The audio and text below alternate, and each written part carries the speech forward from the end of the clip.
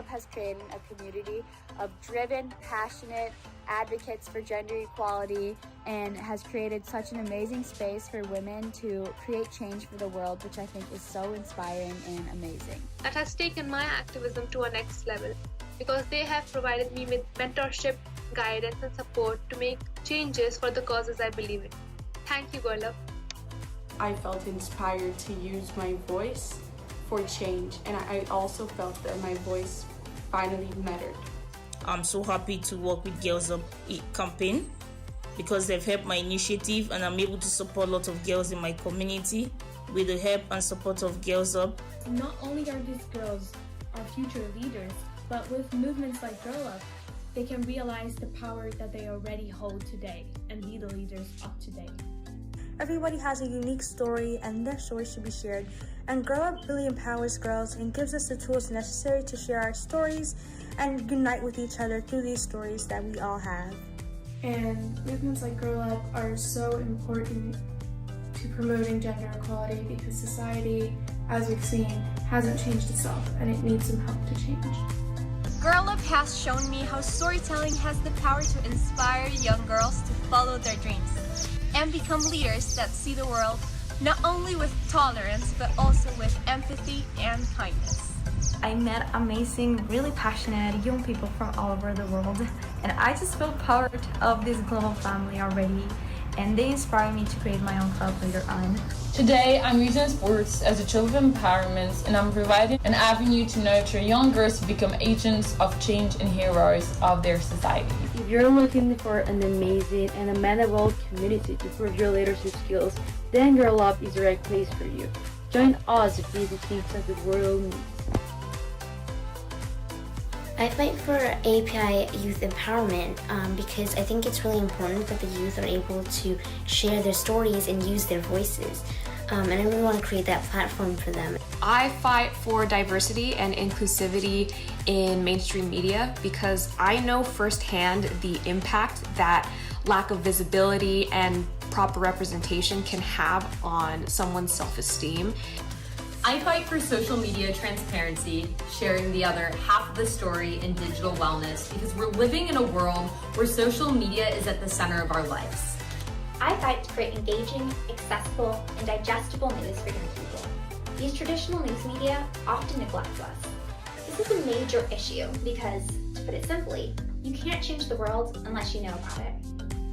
I fight for mental health awareness in the Asian American community because as an Asian American myself, I personally experienced the stress of the model minority myth, the tug of cultures, the prejudice we face, and all the shame associated with mental health. I fight for cultural diversity and inclusivity because growing up as an Asian immigrant, I didn't see a lot of people who look like me in the media. This is why I think it's so important to bring awareness to diversity, equality, and inclusivity. I fight for women's empowerment because as a young girl in today's society, we don't have the opportunity to share our power and our voices in a safe way and in a safe space.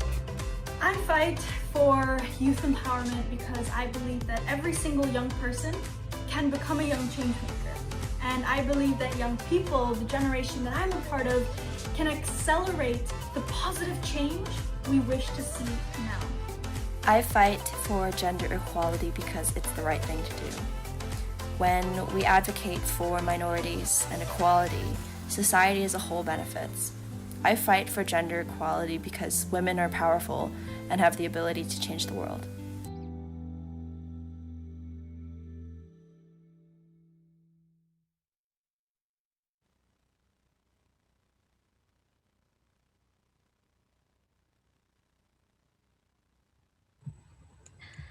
Hello, everyone. Welcome to the closing plenary of the 2021 Girl Up Leadership Summit. Can't stop, won't stop, leading the way to social change. My name is Angela, and I use she, her pronouns. Last year, I had the honor of serving as co-chair of Girl Up's Teen Advisory Board. As an incoming college student, I plan to study journalism at Northwestern University here in the United States. And my name is Ashna. I use she, her pronouns too. Last year, I joined the Girl Up movement after attending the first ever virtual Girl Up Leadership Summit. I am so honored to be your MC alongside Angela this year. Earlier today was full of global girl power and some essential conversations. We were also reminded of our collective power by the incredible and inspiring Malala Yousafzai. I will never forget her quote, "When we invest in the quality education of girls, we reduce poverty, the likelihood of wars, and improve our society." As Malala beautifully stated, girls' gender should not be a barrier in their way to have a safe and healthy life. Now, before we jump in, it's time for some quick boundary setting. Girl Up has a zero tolerance policy on bullying and discrimination.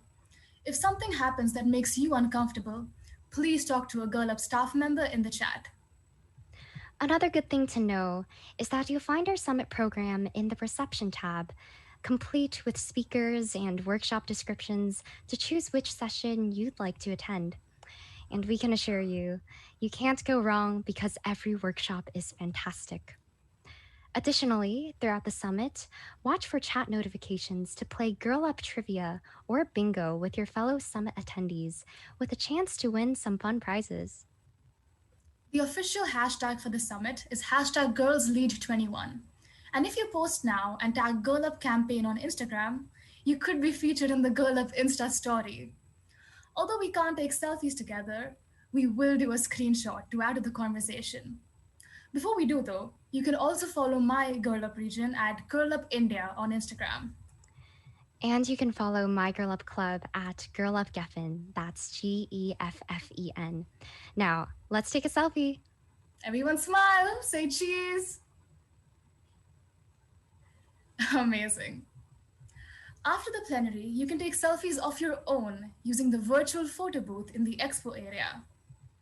Now, last year, our summit theme was We Need to Talk.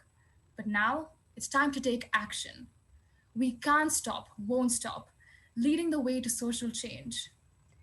We are here to unite as a global community because if we work together, we can advance the movement for gender equality.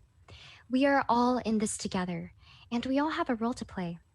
As a Girl Up leader in Los Angeles, and as a Girl Up leader in India, we know that change does not happen alone. We must take action together with an intersectional approach. That is why we are so excited to be your MCs for today's plenary, igniting your passion for social change.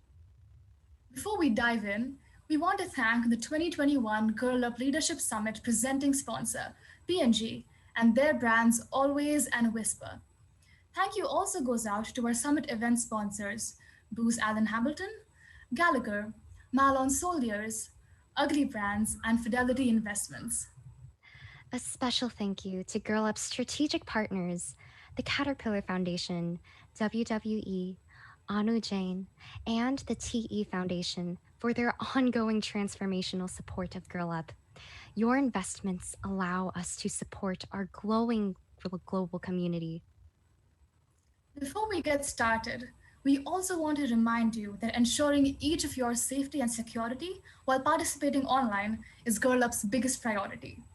When you registered for the summit, you agreed to follow the Girl Up safety and security guidelines and help co-create a brave and safe space for all. Exactly. On that note, please make sure to keep your last name, email, or other contact information private. And as a reminder, Girl Up does have a zero tolerance policy for online bullying or discrimination of any kind. If at any time you feel uncomfortable or unsafe while chatting with another attendee, you can click on the block user button. In addition, we encourage you to email safety@girlup.org to make sure to report what happened. Beyond anything, we want this to be a fun and enjoyable experience for all. Now, I am so honored to introduce you to our first speaker in the Igniting Your Passion for Social Change plenary. Dr. Samya Swaminathan is a phenomenal pediatrician and clinical scientist known for her research on tuberculosis and HIV. She also serves as the chief scientist at the World Health Organization and has been helping to lead global efforts against COVID-19. Please help us welcome Dr. Swaminathan. Thank you so much for that introduction. And I'm so happy to be with all of you at this Girl Up event and speaking to young girls from all over the world. I'm Samya Swaminathan, as you heard. I'm the chief scientist at the World Health Organization. And before that, I was a researcher in India. I went to medical school in India, and I had an interest in research from a very young age because I grew up in an academic family. And I continued to focus my research mainly on tuberculosis, but also HIV and other infectious diseases. And then 4 years ago, I joined the WHO and became the first chief scientist here, which has been really an exciting and a very humbling journey for me, because soon after we created the science division and I took over as the chief scientist. Of course, we were hit by the pandemic. And in fact, when you look back now, it's amazing how much science has delivered. I mean, science has found the tools for us to come out of the pandemic, whether it's vaccines or diagnostics or therapeutics, or whether it's sequencing platforms that tell us about these new variants. And it's these large data sets and the ability to be able to collect and analyze data, to use a new digital technologies. You've all heard of contact tracing apps that people have been using, artificial intelligence algorithms. There are all kinds of innovations, and many of these innovations are coming from young people, young men and women from all over the world who are much more adept at the new technologies than we are. So it's been very gratifying and really exciting to be at the center of activity around the science that's happening around this pandemic. And the one thing, of course, that we are focused on is not just that the science has found the tools, the vaccines, for example, or the diagnostic tests, but ensuring that there's equitable access, ensuring that these tools reach all areas of the world, all people around the world, whether they live in rich or poor countries, whether they live in cities or in rural areas. We need to make sure that everybody has access. And this is, of course, where you need global solidarity, global collaboration. And this is where voices of young people are important. And it's not just the pandemic, it's other threats that face our world, our planet today, whether it's climate change and global warming or air pollution, or the threat of antimicrobial resistance, which is making many antibiotics useless in the future. All of these threats and the risk, of course, of new infections emerging can only be handled if we work in collaboration and in solidarity, and only the young can make that happen. We've also seen that the pandemic has had a disproportionate impact on women and girls. We've seen so many young people having to drop out of school. Millions and millions of young people's schools have been closed in many parts of the world for the last year and a half. And that brings a lot of anxieties and worries about the future. We've seen an increase in domestic violence, again, mainly affecting girls and women. We've seen, of course, also the impact on women has been disproportionate because they've had to take care of their families and their homes and their children, and also their work. And we also know the majority of frontline workers, health and social care workers, are women, whether they are nurses or community health workers. So they have really been at the forefront of this pandemic and have also borne the brunt of it. We also know that this pandemic has exposed the existing inequalities in our society. The most vulnerable, economically and socially vulnerable people have been also the most badly impacted. So again, I think it's telling us that we need to look again, we need to look at how we live in harmony with nature, with environment, with other animals that live on this planet, so that we don't have more of these viruses jumping from animals to humans and creating diseases. We need to learn to live with other human beings on this planet in a fair way, treat other human beings the same, and help those that are less lucky than some of us. And we also, it's telling us that we do have the tools at our disposal, the amazing advances in science and technology that have happened over the 20th and 21st centuries. now actually give us opportunities. And I hope that a lot of young people will also get into the science, medicine, and engineering fields, because there are so many more pressing challenges that we have today that can be solved with these tools, but then with the right approach, the right mindset, the right ideas, and the right kind of collaborative programs. And we know today that the best results come out of these large global collaborations, whether it's CERN and the advances on particle physics, or whether it's in vaccine development. So thank you so much for giving me this opportunity to share a few thoughts with you today, and I really wish you well. Lots of love to all our young friends out there.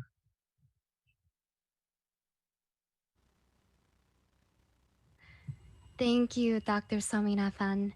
It is so motivating to hear how we can hold our governments accountable, and as citizens, how we can help our communities build more robust health systems, especially in the face of COVID. Couldn't agree more, Angela. Next up, I am happy to introduce you to our next speaker, Girl Up leader and teen advisor, Emily. Today, Emily will be speaking to us about the marginalization and fetishization of AAPI women through an intersectional lens. I cannot wait to hear her talk about intersectional feminism. Please join us in welcoming Emily.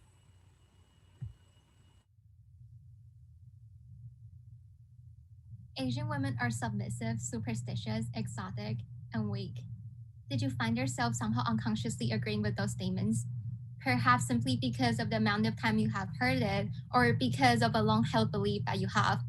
No matter what your answer is, I am positive that we can come to one conclusion, that these statements are negative and unsettling. And that horrible feeling is faced by Asians on a daily basis. Growing up as a Taiwanese female, I have encountered countless negative stereotypes and offensive terms directed at Asians, and specifically at Asian women. For example, society generalizes the entire Asian population into one face and assumes that we share one identical culture. I have been told multiple times by people who are not Asian that I don't look Asian enough. And I remember as a child, I was constantly told that I should not dress as Ariel, my favorite Disney princess, for Halloween, because my exotic appearance doesn't resemble any of the princesses but Mulan. And what is ironic, almost sardonically funny, is that people have their own preferences for their generalizations. Upon introducing myself as Taiwanese, some people immediately greet me in Japanese. Others excitedly share their awesome trip to Thailand and promise me to visit the next time they're there. Asia is the largest continent and beholds so many beautiful cultures. We are not all crazily rich, and we're not all good at math. There's a concerning lack of accurate representation for AAPI, and that ignorance, which generates hate, is deeply harming the AAPI community. Due to the pandemic, Asian hate crimes are publicized at a higher rate, but it should be noted that Asian hate has been happening long before the pandemic happens, but has been frequently overlooked for reasons such as Asian are the model minority, or that racism doesn't apply to Asians. Asian women are especially subjected to gender-based violence, facing hypersexualization and fetishization. People will casually chat about wanting to share an exotic experience with an Asian woman without recognizing how dehumanizing that sounds. Asian women are not sexual objects. It is never acceptable to designate a group as subjects of sexual fantasy. According to data provided by CBS News, nearly 65% of Asian hate crimes in the US are reported by women. It is not only racism, but also a case of objectification and misogyny. Some people have tried to tell me that Asian women are not being targeted, and that I have been reading too much into occasional murders on the news. But randomized killing of a specific race, and within that a specific sex, sounds pretty targeting to me. I have even been persuaded to be understanding of the hard time people are going through because of the virus Asian brought to the US, and for that, hatred directed at Asian is understandable. But since when hasn't been justifiable to make a group of people feel unsafe and to kill people just for anger relief. Asian women are facing extreme discrimination, and what is worse than that is the public's constant disregard of this serious issue. As feminists, we strive to live by the saying that feminism is for everybody. But historically, Asian women have in many ways been left out in social movements. It is time we start having more inclusive conversations that acknowledge the multiple challenges Asian women face. Real concrete action is needed to stop this hate. Social media is a great platform for activism, but we have to face the harsh truth that creating hashtags whenever something tragic happens and forgetting about the gravity of the events 3 weeks later is ineffective in advocating for social justice. We need to stop invalidating racism against Asians and confront this issue with practical approaches. Please start being an ally against AAPI hate and help eliminate false beliefs about Asians. Take the time to understand our culture and history. Listen attentively if someone you know is struggling instead of quickly dismissing. And if you identify as an Asian or Asian American Pacific Islander, have the courage to correct wrong accusations. I know it's not easy, and I know you're under an enormous amount of pressure, but in order to push for accurate representation, we must be active. We must show people how strong we are. Finally, I want to say Asian women are not submissive, not superstitious, not exotic, and Asian women are not weak. Thank you.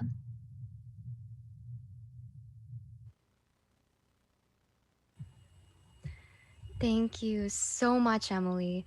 I truly appreciated everything shared in your girl talk, especially as a Chinese American woman myself. We must continue to raise awareness about such issues with validity and with purpose. Next up, we are excited to introduce The Limit Doesn't Exist, Finding Success in STEM conversation between Gitanjali Rao and Girl Up leader Liana. Please help us give a very, very warm welcome to Gitanjali and Liana.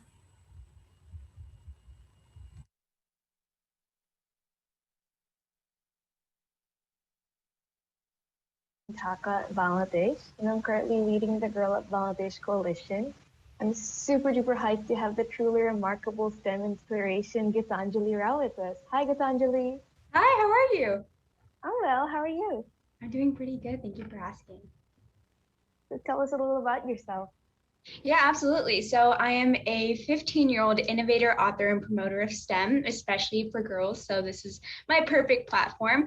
And I really like to spread the message of innovation and the importance of basically science and technology as a catalyst for social change in our community, and really looking at how science is baked into our everyday lives and how it isn't always as scary as it seems out there in the real world. So hopefully from this conversation, you're able to take a little bit of something away from how to kind of get over that self-doubt and recognize that, innovation is for everyone. Thank you. Let's move on to our questions. The first one we have is, from developing a device that identifies lead in drinking water to creating an app to detect cyberbullying, your efforts in STEM have made an incredible impact around the world. How do you brainstorm new ways to engage STEM to create this global impact? Absolutely, great question. And I think really where I start here is one, by recognizing the impact that a variety of issues have, as well as problems that we see in society, right? And it's okay whether it is a small problem or a big problem as well. Innovation doesn't really have a particular, variety to it, as long as you're doing something you're passionate about. And the biggest thing that I like to say is let your empathy drive science and technology in the world around you. And really what that means is not being afraid to do something small, as long as you love what you're doing beyond that too. And one of the biggest things— Hi everyone, my name is Aditi Purushothaman.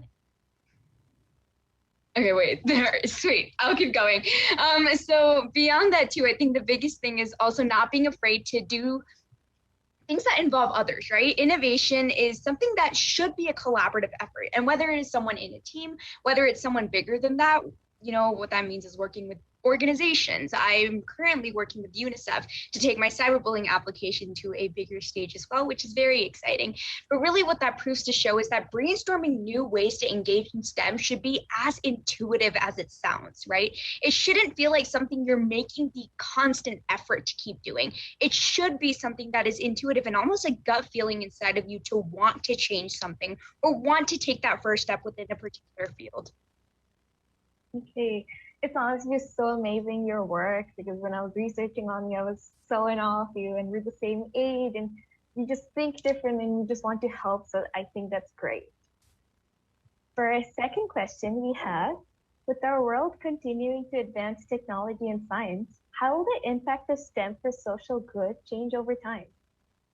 Yeah, so I think really where it comes from, social good as a whole, is recognizing the need for grassroots solutions, right? And what that means is making things that are basically bottoms up more available and putting out the knowledge of technology as something that is more prevalent out there in society. And what that means, it's crowdsourcing solutions, open sourcing your code, but also just generally the access to internet and information. So what that means is, closing that gap with better resources as well as opportunities to learn from past successes and failures, and normalizing this idea of innovation and creativity not working on a deadline, if that makes sense. And in addition to that, really looking at this aspect of a global village, right? People can now empathize with problems around the world due to things like communication tools. And, it was kind of unfortunate to an extent that we needed a pandemic to throw us all online, but all it's done is it's brought us more opportunities to continue looking at the world that STEM provides as well.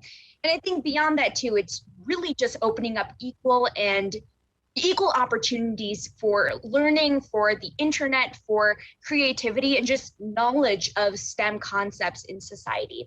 And it's something that is absolutely attainable, there we go, due to the knowledge that we already have out there, as well as the technology that we're starting to grow up within our daily lives. Our generation is growing up in a place where we're seeing problems that have never existed before, but at the same time being accustomed to technological solutions that weren't there in the past. So now what really it is just to take advantage of it and grow up with the world around us. Relating to that answer and questions, do you have any advice for youth in STEM who may feel limited by their age? I think my biggest piece of advice is don't be afraid to take risks.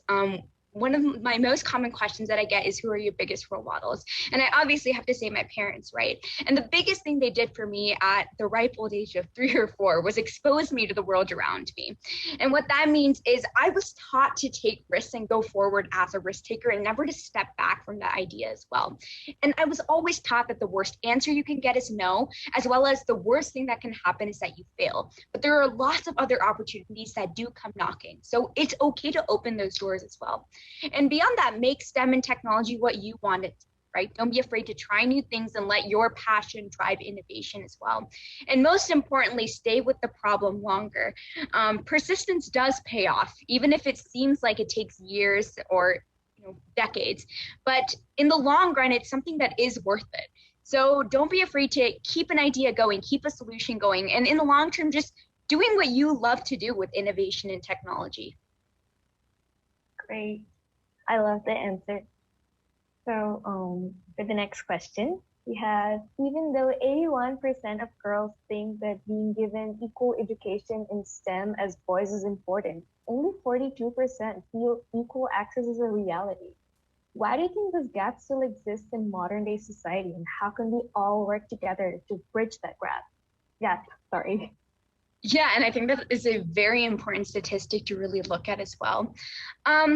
I think right now, the biggest thing to address and basically to get the elephant out of the room is recognize the idea that science and technology, whether we like it or not, is portrayed in this very traditional way towards girls, right? It's portrayed in the same way it is portrayed to anybody else. And usually science and technology is limited to things like robotics or coding. I personally have never seen a girls in STEM program that is able to, narrow down anything except for coding and robotics. And really what that is making STEM more than that and introducing safe spaces with art, connection with the real world, and more equal curriculums as well, since that really is what we are looking for the future.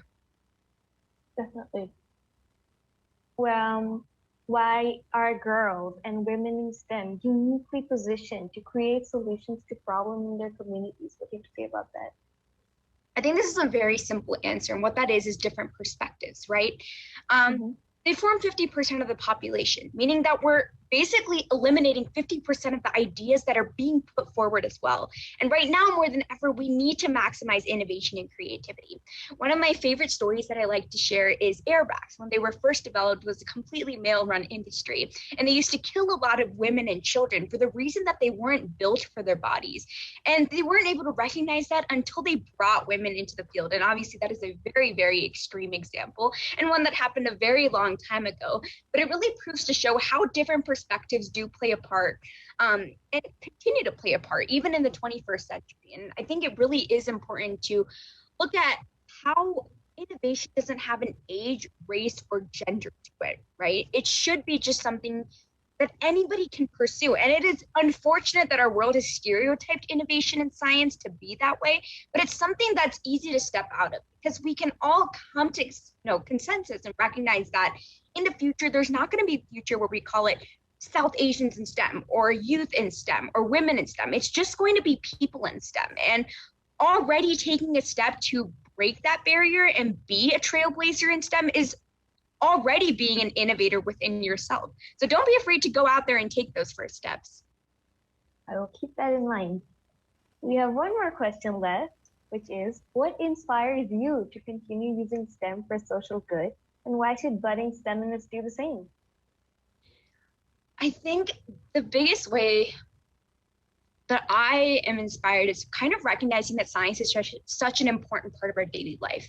And the jobs of the future will work on the basis of innovation, empathy, and sticking with that concept is important as well. And I think for future STEMists as well, recognizing the fact that no one else is the scientist or innovator that you are. And your perspective does matter. Your ideas are applicable. And overall, your brain power is unmatched. So at that point, the only person stopping you is yourself. So don't be afraid to take those first steps, make those ideas come to life, and dream big, and then think back to reality, because your ideas and innovations do matter in the world around us. And a lot of times you have to learn that the hard way. And a lot of times you do get shot down, but out of the thousands of people who may not support you, there are those 2 or 3 that bring you up. And those are the people that matter and the people that you should continue to stick with. So find those role models, find those mentors, find those passions and drives within yourself, and go for the win, because if I can do it, you can do it, and anyone can do it. It was so great to hear, and it was so nice to have you here today, Gitanjali. Thank you. Thanks for having me. I appreciate it. Of course.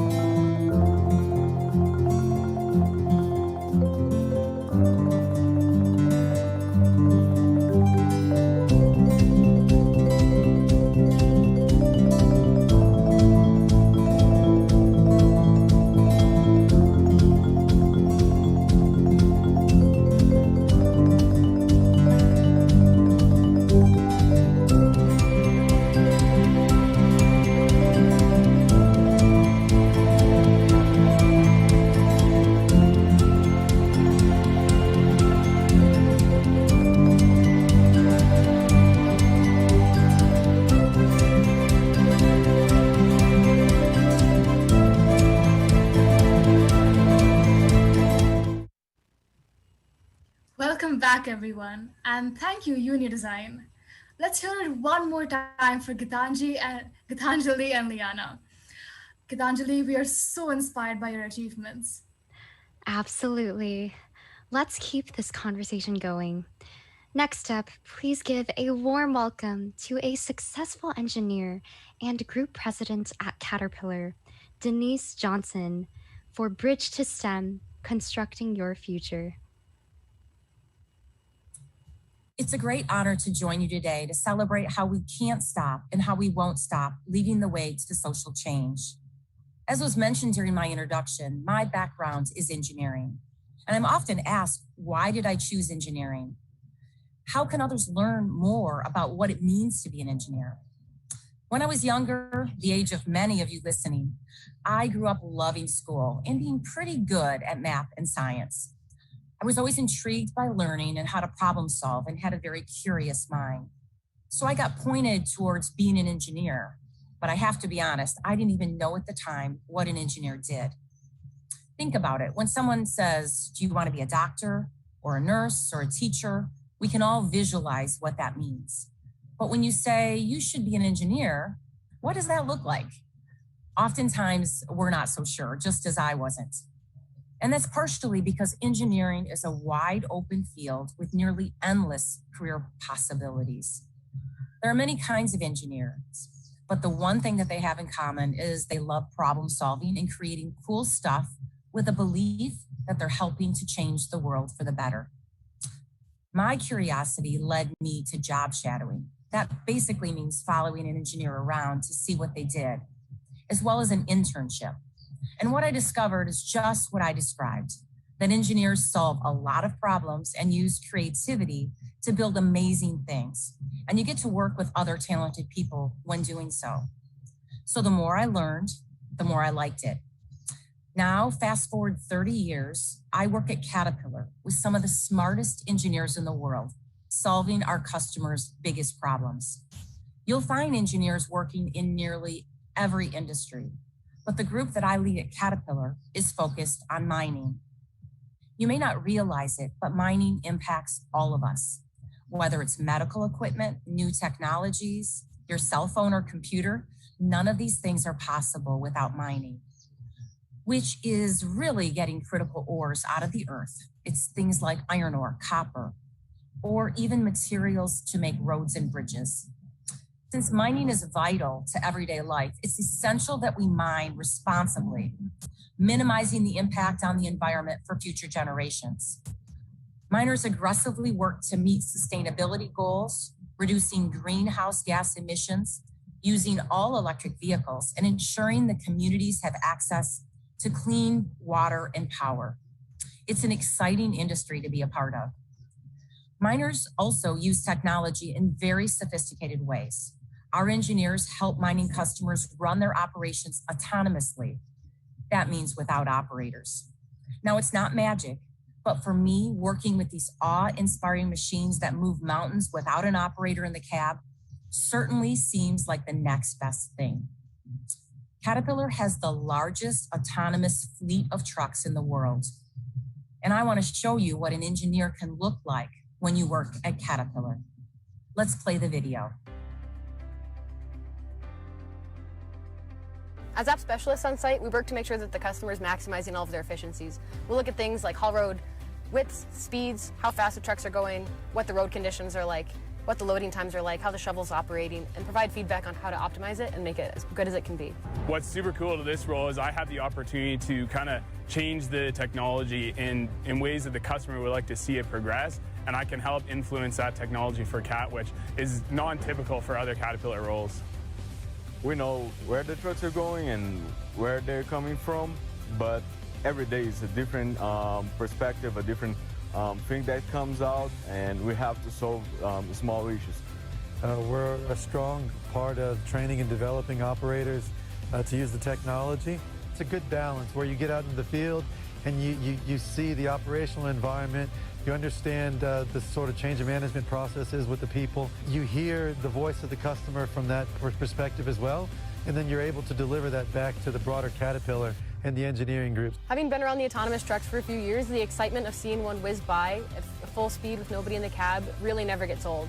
And knowing we have the finesse and control of having them operate safely and making sure they're doing the right thing in safe operations and still maintaining high production goals for our customers is a really cool role to be directly a part of. That you can really be at the forefront in the mining industry. You can get your foot in the door with a technology that is literally transforming the mining industry, and you can help make change, and you can help diversify your career in ways that other opportunities simply can't offer you.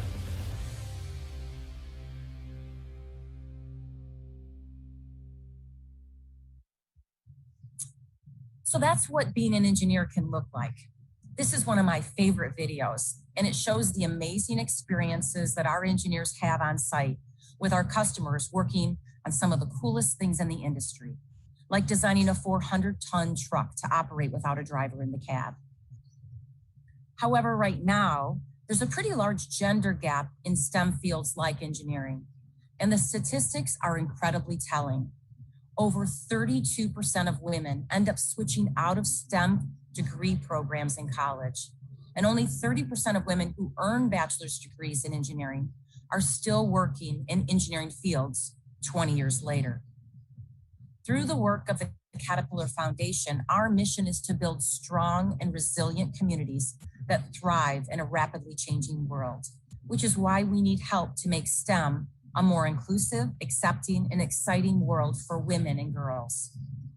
One of the key ways that we will do this is by investing in the critical skills that people need to join the modern workforce, particularly in underserved communities and groups around the world.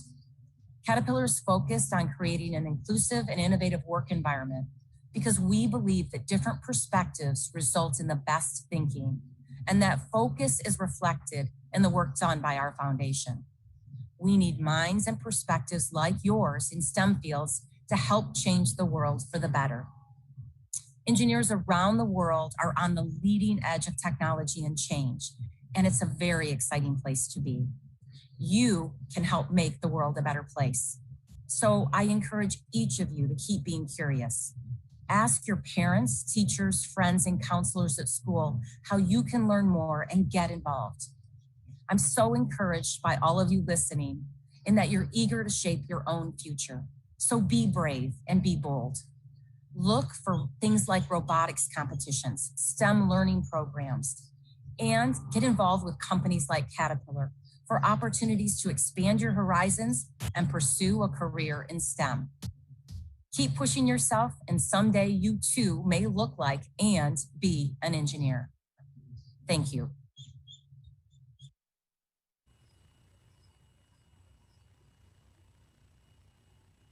Give it up one more time for Denise. Such fantastic insights. Now, do you know what's next, Ashna? What is it? Announcing the winners of the Fundraising and Storytelling Club Awards. I have been looking forward to this all day. As you learned earlier, when Valeria and Teresa announced Advocacy and Organizing Awards, the Girl Up community used to encourage clubs to submit reports to earn points. But this year is different. We asked you to nominate your club, so Girl Up celebrates and highlights clubs in every region every year. We are so honored to announce the winning clubs in the categories of fundraising and storytelling. Without further ado, for the category of fundraising, the winners are Falston High School Girl Up from the United States, Girl Up Fembots from India, and Girl Up Sororas Nayarit from Mexico. And for the category of storytelling, the winners are Girl Up GMA from United Arab Emirates, Girl Up Venezuela, Girl Up Santa Rosa from Brazil, and Girl Up Bombay from India. Congratulations to each club. Girl Up is so proud of you and all the incredible work you have done so far. To learn more about each of these extraordinary clubs, head over to the club booth. Next up is the hashtag goals, gender equality on the field panel led by Girl Up leader Aditi.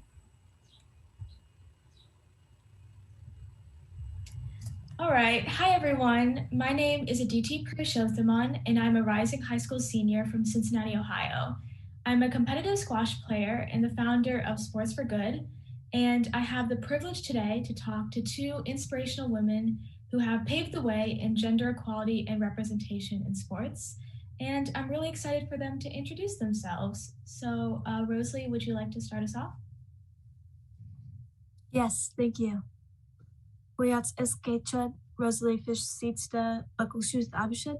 Hello, my name's Rosalie Fish. I'm 20 years old and I'm Indigenous runner from the Muckleshoe and Cowlitz tribes in Washington State. And I introduced myself in my traditional Pulshutsi language, and my pronouns are she and her. Batuli, would you like to go next? Yes, my name is Batuli Kamara. I am 24 years old.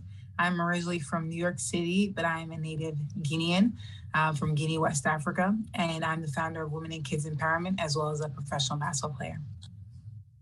Great. Thank you both for the introductions, and let's just jump right in. I first want to know a little bit more about what sparked your interest in advocacy. Did you have a role model in sports before you became one? And tell me a little bit more on how you started getting involved. Absolutely. I really love that question because I grew up around phenomenal women who really supported and encouraged one another. And I saw what it meant to have a community at an early age. And I saw how empowered women. And for me, like I said, it was from my aunts and my mom coming together and really working hard and working tirelessly to support their families. And at a young age, I was easily inspired by everyone. And I immediately understood that everyone had a story to share as we would sit around dinner, and all of my aunts would recount different things and would share their stories and their adventures and how they overcame different things to be where they are today. And so for me, it's always been in that community of women for me. Thank you. For me, as a track and field and cross-country athlete, running was a form of empowerment in the sense that it was something that connected me to my culture, that connected me to the earth. And as a Native American girl in sports, running was the activity that made me feel like I could take myself out of the box that other people were trying to put me in. When it became to stereotypes and discrimination, as a Native American girl in track and in cross country, there were a lot of stereotypes around how I should perform or how I shouldn't be running in the first place. And so running was something that really gave me an outlet to feel powerful. Thank you. Yeah, I do believe that female role models, they make a huge impact for future activists because they're taking inspiration from already brave and strong women. However, statistics show that girls are still dropping out of sports at a higher rate than boys. Why do you think that's a significant issue and something we should pay attention to? Rosalie, do you want to start us off? Yeah, absolutely. Unfortunately, when it comes to sports, it's still a very toxic environment for women and girls, especially in schools. It's something that I noticed personally. And in a sport, even though I was the only runner on my team, when I transferred to college, I had been on a male-dominated team, and I was often objectified because of the fact that I was a female runner. I think a really great example would be the fact that my team were literal national champions in our cross-country sport, but when we were being viewed by our male teammates, we weren't national champions anymore. We were ranked on a numbers of scale to attractiveness. And it's so these types of environments, sports should be empowering. Sports should make you feel like you're valuable, like you feel like you're connected with something. But when environments like this take that away from you, it can make it very hard for girls and women to want to stay in sports. Thank you. That's very insightful. For me, I think when I started my nonprofit back in 2017, Women and Kids Empowerment Wake, my original mission was to create access, opportunities, and resources for young girls to thrive. And for me, sport was a safe haven. Again, off the court, I had a community of women who were my backbone. And now I'm on the court and I found sisterhood in this game. And that's what really attracted me to it. And so often, even when I'm here with the girls, I'm currently in Guinea, West Africa, even when I'm here with the girls, I ask them, what are the barriers, and it's, the resources, it's the opportunity, lack of access, but it's also support. Who in your family supports you? Who in your family, buys you equipment? Who takes this seriously and why? And it's saying, well, I changed. I became a different person. I learned invaluable transferable skills in sport that helped.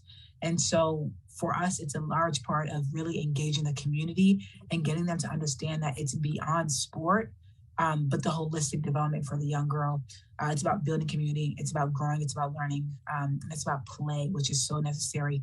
And really getting people and the community elders around to really support, I think, in that mission. Because the number one thing that I hear from young girls are, I don't feel supported enough in this space. And I think Rosalie touched on that. I 100% agree with that. I think sports is a very invaluable thing that girls should have access to, but unfortunately there are like a lot of barriers for girl and women athletes in pursuing their athletic goals. And this may be hard to pinpoint, there's a lot of factors, but what do you think is the biggest barrier to women in sports? Is it the industry, maybe unequal facility, the media? Tuli, would you like to start us off? Yes. You know, it's heartbreaking that there's so many, but honestly, I think one of the biggest barriers, I always say sport is a microcosm for society. Sport is a microcosm of life. And on this playing field, you can see the world. You know, obviously sport, it's not always reflected that way. You know, I don't go to a court and see everyone who looks like me, but I hope that when I step on a court, someone can say, this is what I want my world to look like, a bit more diverse and a bit more real. And so, but I do think there are spaces where sport is a microcosm for the society that we live in. And a lot of the issues that are being faced, I think one of the biggest reasons is just, you know, stereotypes that continue to perpetuate. You know, what can you do? What can't you do? How much we're learning about the human body and how many amazing women are defying and breaking barriers. But then I ask, who put those barriers there in the first place? Who said they couldn't do that in the first place? And those are things that we constantly hear, you know, the glass ceiling, but who put that there in the first place? That's what I always ask. And so I think really getting our mindset, you know, outside of education and the workforce, in the household, in sport, really seeing that, you know, we are amazing and we're continuing to grow and learn and evolve. And that's really important in the way we need to be supported. And I think a barrier that we can continue to break down by continuing to put women in different spaces and supporting them through that and saying that they belong there. Yeah, I love that perspective. One thing that I personally have noticed, especially since entering relatively recently collegiate running, is the value that is placed on women's sports by outside watchers or even by the NCAA or NJCAA or any kind of these sports institutions. The value that's placed on women's sports by outside members of the team, even by the people, like by coaches, by staff, it is very low compared to our male counterparts.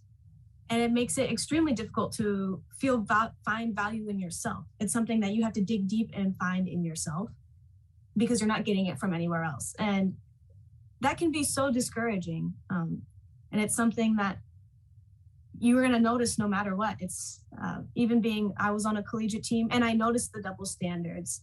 I noticed that our team could be champions, but even then that wouldn't measure up to our male counterparts.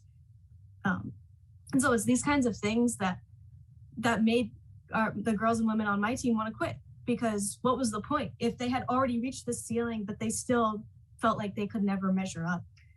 It's very discouraging, and it's something that I'm hoping and working for in the future. Girl and female athletes won't need to worry about that because they are valued. We are extremely powerful when we play sports. Right. There are a lot of barriers, like you both mentioned, but I do believe the landscape is slowly changing and evolving over time. Batuli, through your work in Wake, and Rosalie as an advocate of the Indigenous community, you both are ambitious about further representation in athletics, making it more inclusive. So why do you think representation is so important in sports? I can go. For me, as an Indigenous runner, Indigenous athletes make up about less than 1% of the collegiate athletes overall. And it was very hard for me to look at non-native athletes and feel like I could do that. For the longest time, I always thought that collegiate running or even professional running could not be for me because there was no one like me in there. That being said, when I did see a professional runner, Jordan Marie Brings Three Horses Daniel, she was running professionally in the Boston Marathon. And to see her unapologetically Indigenous in a setting like that I had never seen, it made me feel like I wasn't alone anymore. I was the only Indigenous runner on my team. And it was constantly a feeling of isolation. Like I didn't belong here. Like I was taking up space that I didn't deserve. But slowly over time, I began to understand that this space is mine. And I absolutely need to be here no matter what. And similar with other Indigenous athletes and other Indigenous runners who, especially when it comes to Native women, it's something we never see ourselves represented in. And it's my goal to help other young Native girls be able to look at me and understand that they belong in sports. I think that brings back to the importance of role models, which is really, really important. I really, feel that way when you say that. For me, when I played basketball in college, I didn't cover up initially in the first years. And then after, in my transition, I decided to wear hijab, and it was seeing Ibtihaj, it was seeing Bilkis Abdul Qadir, who was the first, NCAA player to wear hijab. It was seeing women who looked like me in those spaces. And I had one of those moments where I couldn't separate my spiritual journey from who I was. Like I was on this court and I feel like I had a different identity. And why did I have to have that? This is my community. This is who I was. This was my faith. And that shouldn't have to be put on hold, for a sport that I love. And so now as I reflect on that moment and that transition, or, young girls who don't have the opportunity or the support or the courage to step into those sports spaces, I think to myself, oh my gosh, I love sport because of the friends that I've made. I love sport because of the freedom that I feel. I love sport because of the strength, that I get from lifting, from running, from excelling, from, being better than I was the day before. And how could we take that opportunity from someone or say that this is not a space for you to be in when it's so natural for some, and that's what they want to do. And so, it saddens me that I felt limited to that, or anyone who feels limited to that, because sport is amazing. It's a freeing feeling. You compete with yourself, and there's, again, so many invaluable skills. And so for me, it was entering a space, and you said it perfectly, seeing someone who looked like me at the top saying, I can be who I am, and still be great, and still be here, and still be me. And I think that was really powerful for me. Thank you. And I do believe the end goal is definitely for women and girls to have equal opportunities in being able to pursue athletics. So I'd love to quickly hear both of your perspectives on this sentence. Finish this sentence. What girl and woman athletes need most is?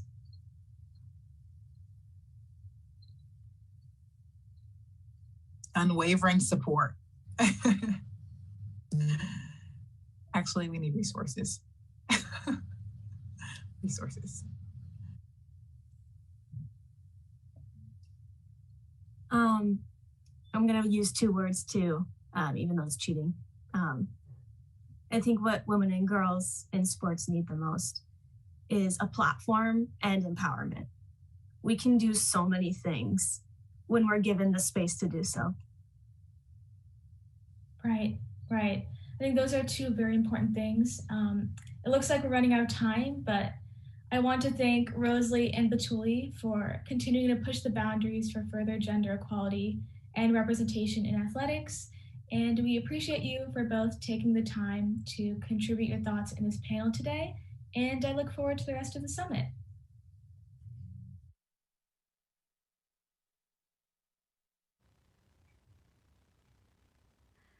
Thank you, Aditi, Batuli, and Rosalie, for that empowering conversation about sports and gender equality. Next up is our discussion, Allyship Inside the Ring and Out.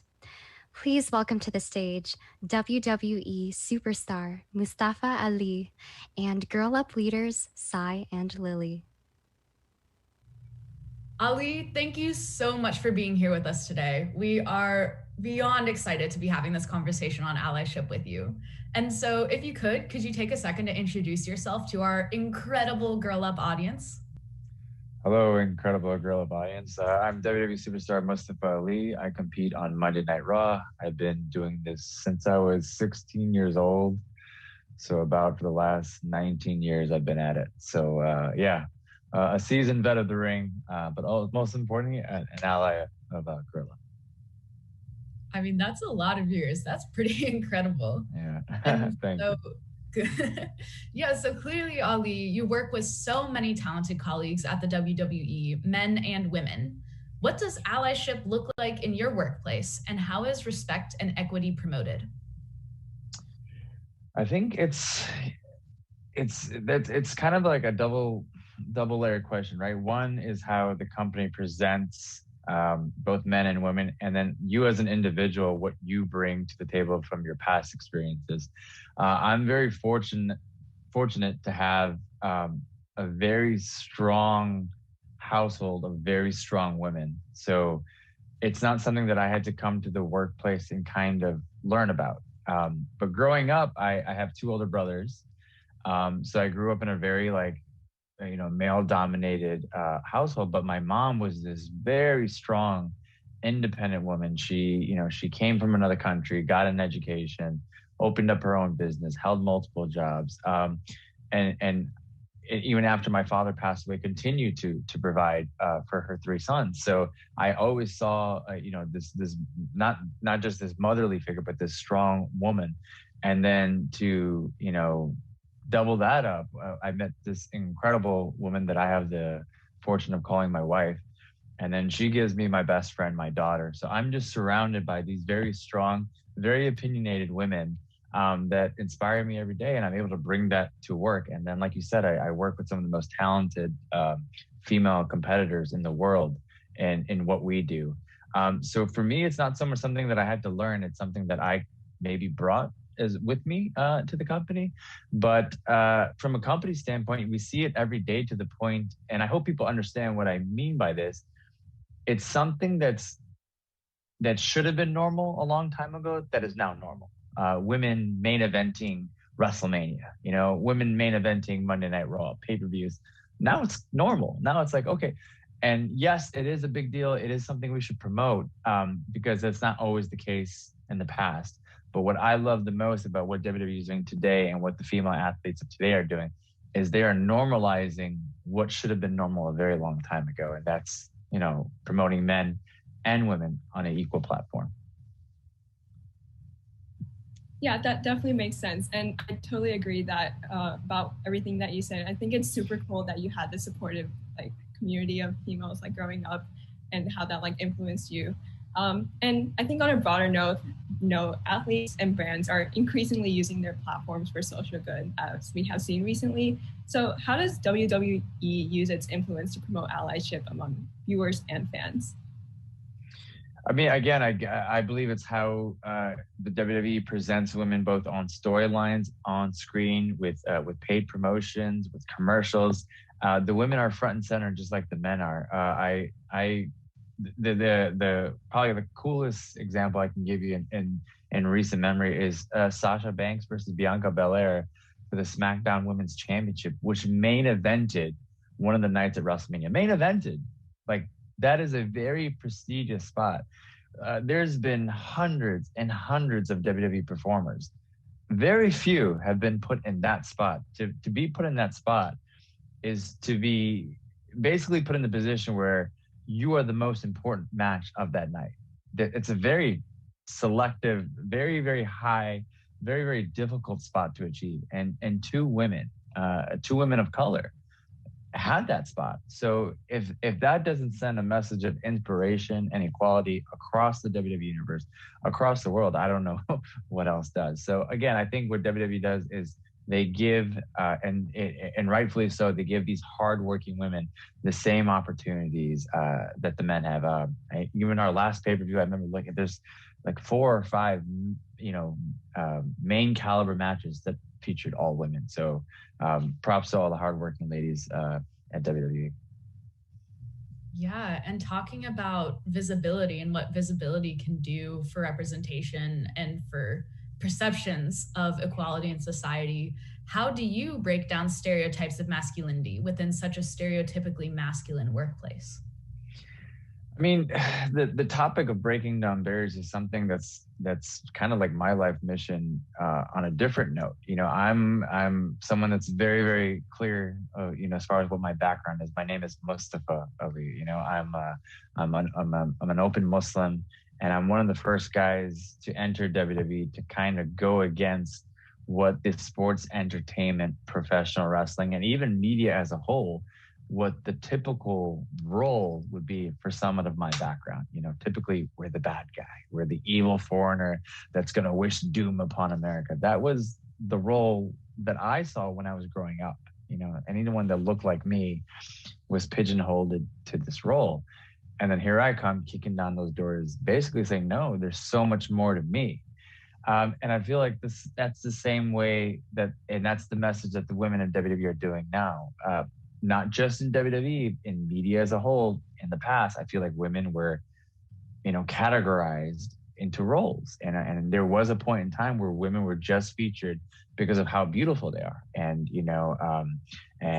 promoting certain, only highlighting them in certain matches, and never looking at them as actual competitors, appreciating them as actual competitors in the ring. But now, women's tag team championships, 2 different women main roster championships, an NXT women's championship. We had the Mae Young Classic a few years ago. So now it's front and center. Yes, they're beautiful. Yes, they're strong, but they're also these incredible athletes, and they get to show the world what they're capable of. I think that's truly impressive and empathetic of you to use your own experiences to break down such stereotypes in the workplace. And I think based on these experiences, what do you think is helpful for men to understand to become better allies and advocates for gender equality in their workplace? I've learned when it comes to empathy and understanding someone else, I don't think it's just a message that I would like to convey to men. I'd like to convey it to women. I'd like to convey it to anybody. I like to convey it to human beings. And that message is, just because it doesn't happen to you doesn't mean that it doesn't happen. So, if I come and I'm experiencing, these hardships, and I'm attributing these hardships, like, sometimes I feel like my name, defines me and it pigeonholes me into this role. Just because that doesn't happen to you, and you shouldn't be so dismissive about it. And I feel like that can be applied to anything: ageism, sexism, racism. Again, if it doesn't happen to you, that doesn't mean that it's not happening to somebody. So us just having this very openness and having conversations like this where we can talk about, if someone honestly believes that, they're not showing sexism or they're not showing racism, have a discussion with them. But when we're having these closed minds of, okay, and you're silently agreeing, but you're really disagreeing, you're not really doing yourself or the world service. You're doing a disservice. So I'm all for these really uncomfortable, open conversations, because how else are we going to learn about each other? If everyone's quiet and no one's talking, we're either yelling or we're not talking. There's no in between sometimes. Sometimes we just have to find the in between and have a conversation. I haven't met a problem yet personally. I've not met a problem yet that a conversation hasn't resolved. Yes, that is really great advice about having these open dialogues. Poetic. Yes, exactly. Poetic. Yes, you heard it here first, folks. So with that, as you're giving us this amazing advice, for you, who is your mentor or someone who has been an ally to you on this journey? Unfortunately, he's not here to see a lot of the stuff that I have been blessed with, but also I know that I've earned through hard work is my dad. My dad was such a, it wasn't the typical, treat a lady like a lady type of thing. It was be there for them. Sometimes the best way to support anybody, not just a female, is to stand by their side. You don't have to stand in front of them or behind them. Sometimes just standing next to them is enough. And that's something I learned from him, because again, he, and I hope this isn't misconstrued in any way, the cultural background that I come from sometimes pigeonholes women from that culture into just being housewives, and not working and not getting an education. And, their quote unquote duties is to the home and feeding the kids and taking care of the husband, et cetera, et cetera. And my dad was like, you want to work? Cool. You want to go get an education? Cool. Here, how can I help you? You want me to do and I saw that firsthand, and I saw this representation for mom and dad. You know what I mean? It wasn't either other. And I'm so blessed that again, with this incredible woman that I've married, my wife and I have the exact same ideology when it comes to raising our kids. A funny story is that my daughter was talking to her cousin, and she's like, I wanted this, but my mom and dad, my mom said no. And the cousin goes, well, you should ask your dad, because then, maybe he'll say yes. And my daughter goes, no, they talk to each other about everything. So if mom said no, dad's going to say. And I just love that my daughter, who's 7, just knows, we're a cohesive unit. And if, I'm going to ride with mom and mom's going to ride with me. And we talk about things. And I feel like that solves a lot of problems. And it also helps this next generation when they see mom and dad as, presenting as, and this goes for people of all partnerships, whether it's a house with 2 moms, a house with 2 dads, or however people identify themselves, it's a partnership, parenthood is a partnership. That's the way I look at it. And I believe that's going to help this next generation. Man, that is so sweet. I'm just going to keep thinking about that story. Yeah, my daughter's a sweet kid, yeah. That's awesome. Well, she definitely sounds like it, and y'all sound like an amazing family. And Ali, thank you for all of the advice and all of the stories you shared with us today. And thank you everyone for tuning in to this amazing discussion about allyship.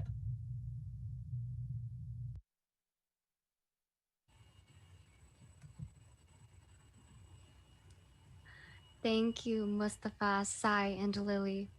Allyship and partnerships of all kinds are essential in the movement for gender equality. Now, we are so excited to introduce you to WWE superstar Bianca Bel-Air with a very, very special announcement. This is WWE superstar Bianca Bellaire, and I want to extend a huge congratulations to all of the Girl Up Sports Scholarship winners. You are all true champions by pushing the boundaries of how we see gender equity in sport. The scholarship winners for this spring 2021 are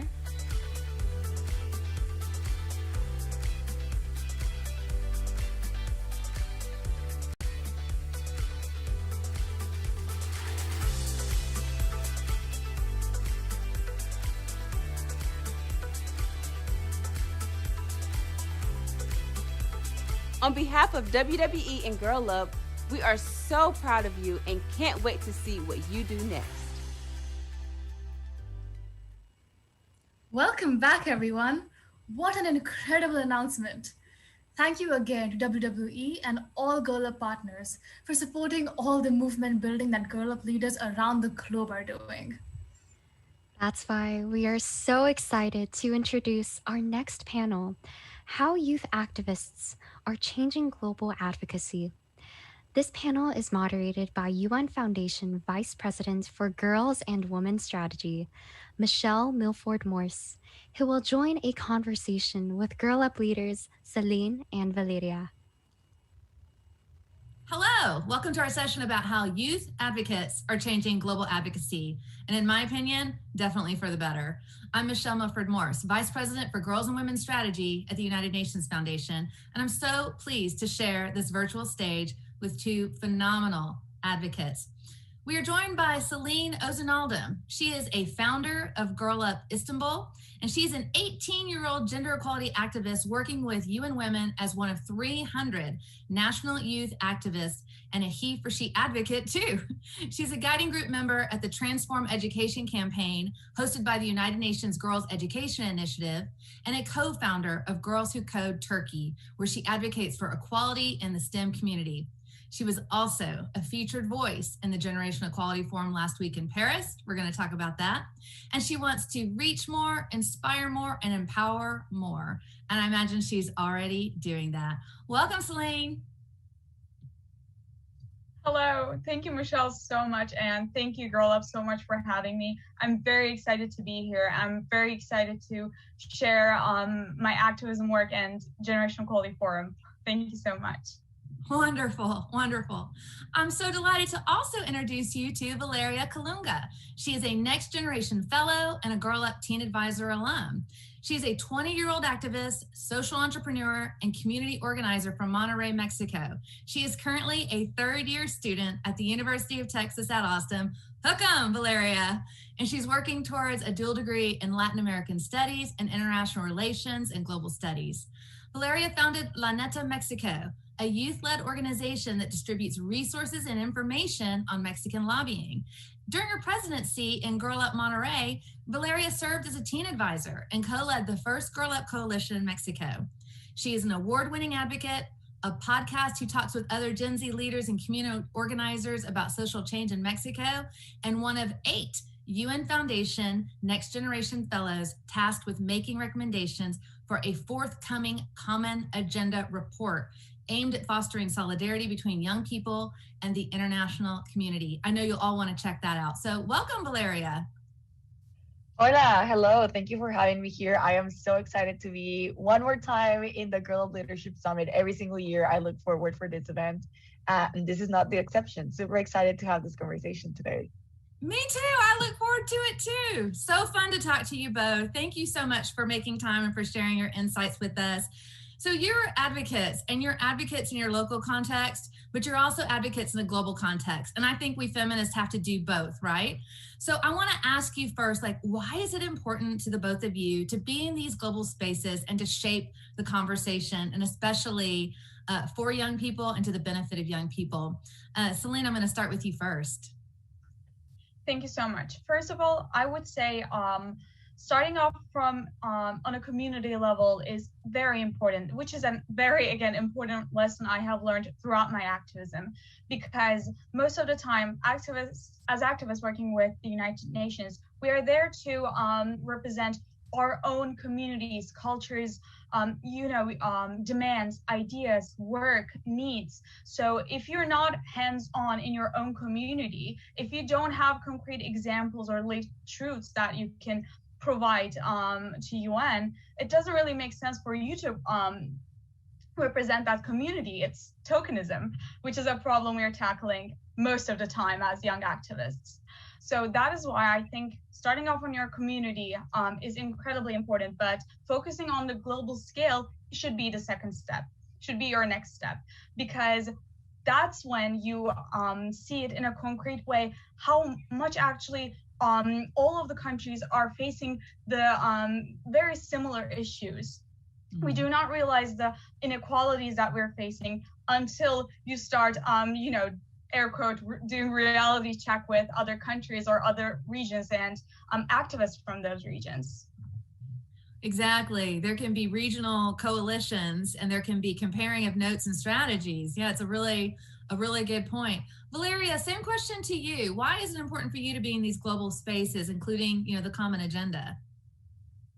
When I began my work with the UN, I myself wanted to know that question. I was like, it's awesome to get to work with awesome people and change makers. But it's also, it really gets you thinking about why you should be in those type of conversations and why young people deserve this space, a seat in the table, to be able to share their opinions and their interests. And throughout the work we have done, and especially with the Next Generation Fellows, I have realized that young people are not part of the agenda. We are the agenda. Mm-hmm. It's not about what we would like to see. It's about what we want to see. Because at the end of the day, our common agenda is not about the next 12 months. It's about the next decade. It's about the next years for our children and then our grandchildren, and about the world we want to live in the next following decades. And I think it's incredibly important to listen to young people, because we are going to be the ones living in that world. And I mean, no offense to older people, but we love to see y'all like being part of that conversation and like getting to, you know, like show us and mentor us through those spaces. But it's super important for also older people to understand that it's all about intergenerational cooperation. Without that intergenerational intersection in diplomacy and in the UN, we cannot really achieve our common future. Basically like the vision, the design that we want to achieve later on, so we can live in a better world. So already our audience is like, thank goodness these two are on it. Number one, we've also said no more tokenism, nothing about us without us, and old people should not take offense. Well, before we proceed, Valeria, tell us a little bit about Common Agenda and why it matters. And then, Celine, I'm going to ask you a little bit about the Generation Equality Forum and why that space matters. But back to you, Valeria. Awesome. That is a great question. Once again, one that I had for myself when I began working on this.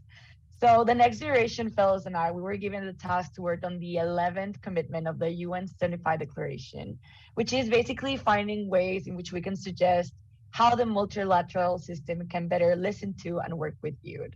So our entire goal is basically finding ways in which we can make sure that young people are embedded in the international system and that we are part of the decision making. And obviously our common agenda includes many more things, not only talking about and working with youth, but also thinking about sustainable futures, education, jobs and economic opportunities, and just better ways to civically engage and participate in politics. Excellent, excellent. Celine, back to you. Generation Equality Forum, why did that moment matter? I would say one of the questions I have received the most is linking your question to that. Why now? Why now? What have we done differently on this journey? Well, I would say this kind of innovative, inclusive, and diverse forum has certainly not been achieved before. I would say one of the top influencing factors about why now is that within the process, especially with the publishment of the Young Feminist Manifesto, a power analysis was incorporated throughout the Generation Equality Forum and Action Coalition's governance structures and processes, which was followed by concrete measures that were effective to counter power imbalances and lead to a more equal and fairer distribution and sharing of power. I repeat myself, not giving power, but sharing power. Another point I would like to raise is acknowledging the fine line between adolescents and youth. As an adolescent girl myself, I have encountered obstacles regarding meaningful engagement for adolescents, since we may be grouped with youth without careful thought as to our specific needs and concerns. Speaking for Jeff Paris Forum, this fine line was well recognized, contributing to great results. Let me give you an example of this. As Adolescent Girls Planning Group, we started working on the establishment of an independent adolescent girl advisory body directly to the action coalitions, consisting of 12 girl representatives, including myself, covering all regions. We have been meeting every week for the past 9 months. Despite it was a school period, yes, we acknowledge that, but we wanted our voice, agency, and activism to be actually recognized. We consulted with girls from all over the world in more than 120 countries over 9 months through 8 global consultations. More than 1,000 girls in all their diversities attended the different consultations. We even met with UN Women Executive Directors several times and presented our findings and demands. We advocated for actions that are targeted at girls to be included in the action coalitions and in the blueprints as well. Furthermore, we had the honor of hosting an official event at Generation Equality Forum Paris. Wow. No, indeed. And then how did you bring home what you learned back to Turkey? How are you sharing what you've learned and why it matters? That is a very hard question. So, as you said, I'm the founder of Girl Up Istanbul, and especially I am trying to incorporate the things I have learned from the forum to my Girl Up club, because I believe one of the issues that we're facing, even as activists, is that we often like to focus on only one sustainable development goal or only in one issue. But through the forum, we have seen it in a concrete way that we definitely need concrete steps, and holistic solutions are needed. So in my Girl Up Club, I will make sure to focus on as many sustainable development goals as possible and be as diverse and inclusive possible. Valeria, I'm going to put that question to you, and then I have a lightning round question for you. So Valeria, the common agenda, you're back home, you're in Mexico. How are you talking about what you're learning and why it matters? Maybe on your podcast.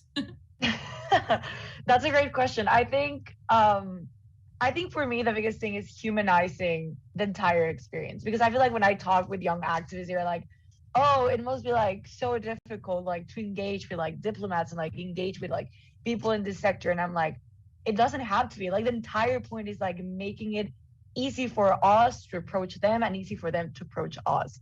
Because without that channel of communication, we're never going to go where we want to go together. So definitely it's about like, you know, humanizing the experience, telling people it's our common agenda. It's not an agenda for the UN only. It's not an agenda for like member states. It's an agenda for the people, by the people. So whenever we put ourselves in the center, that's when we know we're making the right job. So I think that's the biggest thing that I want to take home and that I want to like let people know about. For the people, by the people. I love it. On that note, last question, as quickly as you can tell me. You're the Secretary General of the UN. What's the one thing you do for the world or for the world's girls? I'm going to start with you, Valeria. Wow, that's a hard question. If I was a Secretary General, I think, oh my God, I think first of all, I would like to invite young girls to the UN as much as I could. You know, like going back to the entire humanizing the experience, we need to bring girls to this decision-making places. We need to bring them here and like show them what it looks like, show them what it is. So whenever they, you know, are in the age where they want to start like planning about their future, planning about their education, they can see and think that it's achievable. I mean, I don't want to be the first and only Secretary General if I am one. I want to be the first of many, and hopefully, you know, like the first of a consecutive round of Secretary Generals in the United Nations that are female. So definitely bringing them to the UN and also showing them that intersectionality, which is something that Celine talked about. Intersectionality is key when we talk about the UN. Celine, you're the new SG. What do you do? That is such a hard question, as Valeria said. I would say, of course, I would focus on the funding processes and the bureaucracy and how we can make it more relatable and achievable for young people. But also, again, linking it to Generation Equality Forum, I would kind of try to change the norms regarding what gender equality means. Unfortunately, even in the forum, we have seen so many times where very important leaders saying gender equality means, you know, men and women being equal to one another. No, you cannot exclude LGBTQIA+ community while talking about gender equality. So I think drawing that fine line would be one of the most important steps for me.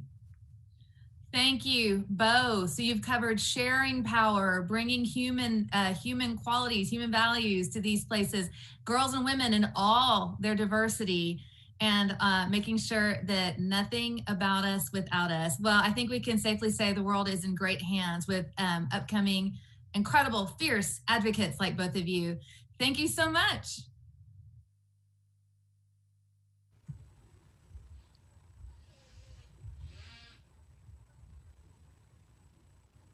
Wow, that was such an inspiring panel. Personally, I feel so hopeful for the future of youth-led intersectional advocacy. Now, we are excited to introduce to you Danny. Danny is a Girl Up leader and an incredibly inspiring activist. They will be sharing their activism journey with us, from being a climate striker to a prominent leader in Australia's gender-based violence advocacy space. Please help us I'm give Danny, a and very... I'm a co-founder of Youth Against Sexual Violence Australia and a Teen Advisor alumni. I'd like to preface this talk by noting that I'll be discussing gender-based violence and sexual assault. And so if that's a subject matter that's triggering for you, feel free to step away for the next 5 minutes. I was 11 years old the first time I was catcalled. I was on my way home from school, and being so young, I was terrified. How was I supposed to respond to this grown man hollering at me? And so I walked past silently because that's what I'd been taught to do. Catcalling, though illegal here in Australia, is an experience familiar to most girls and young women. It acts as one of the first steps to normalising gender-based violence in everyday society. Unfortunately, that wasn't my last experience of gender-based violence. Like 1 in 6 Australian women and 1 in 3 women worldwide, I'm also a survivor of sexual assault. I was assaulted at 14 years old by a boy my own age, and for months I was hesitant to report out of fear I would be believed. And at first, that's exactly what happened. When I went to the police, they turned around and said they didn't believe me. They never pressed charges, and he walked free. The unfortunate reality is that my experience is shared by most survivors who do report.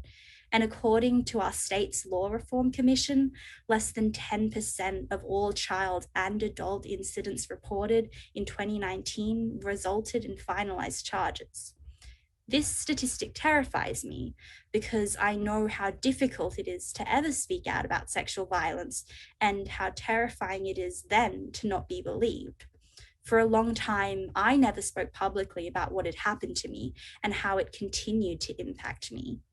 From my public face as a student and a school climate striker, I never told anyone about the flashbacks or the panic attacks. And while his life went on, my body never forgot what happened to me.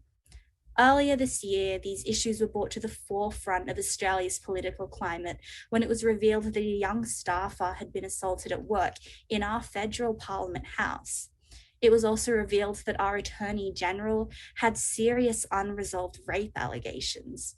These incidents, among many others, all reflected sexist establishments which perpetuate rape culture and institutionalize gender-based violence.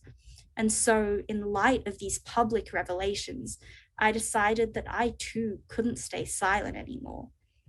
This March, I founded Youth Against Sexual Violence Australia.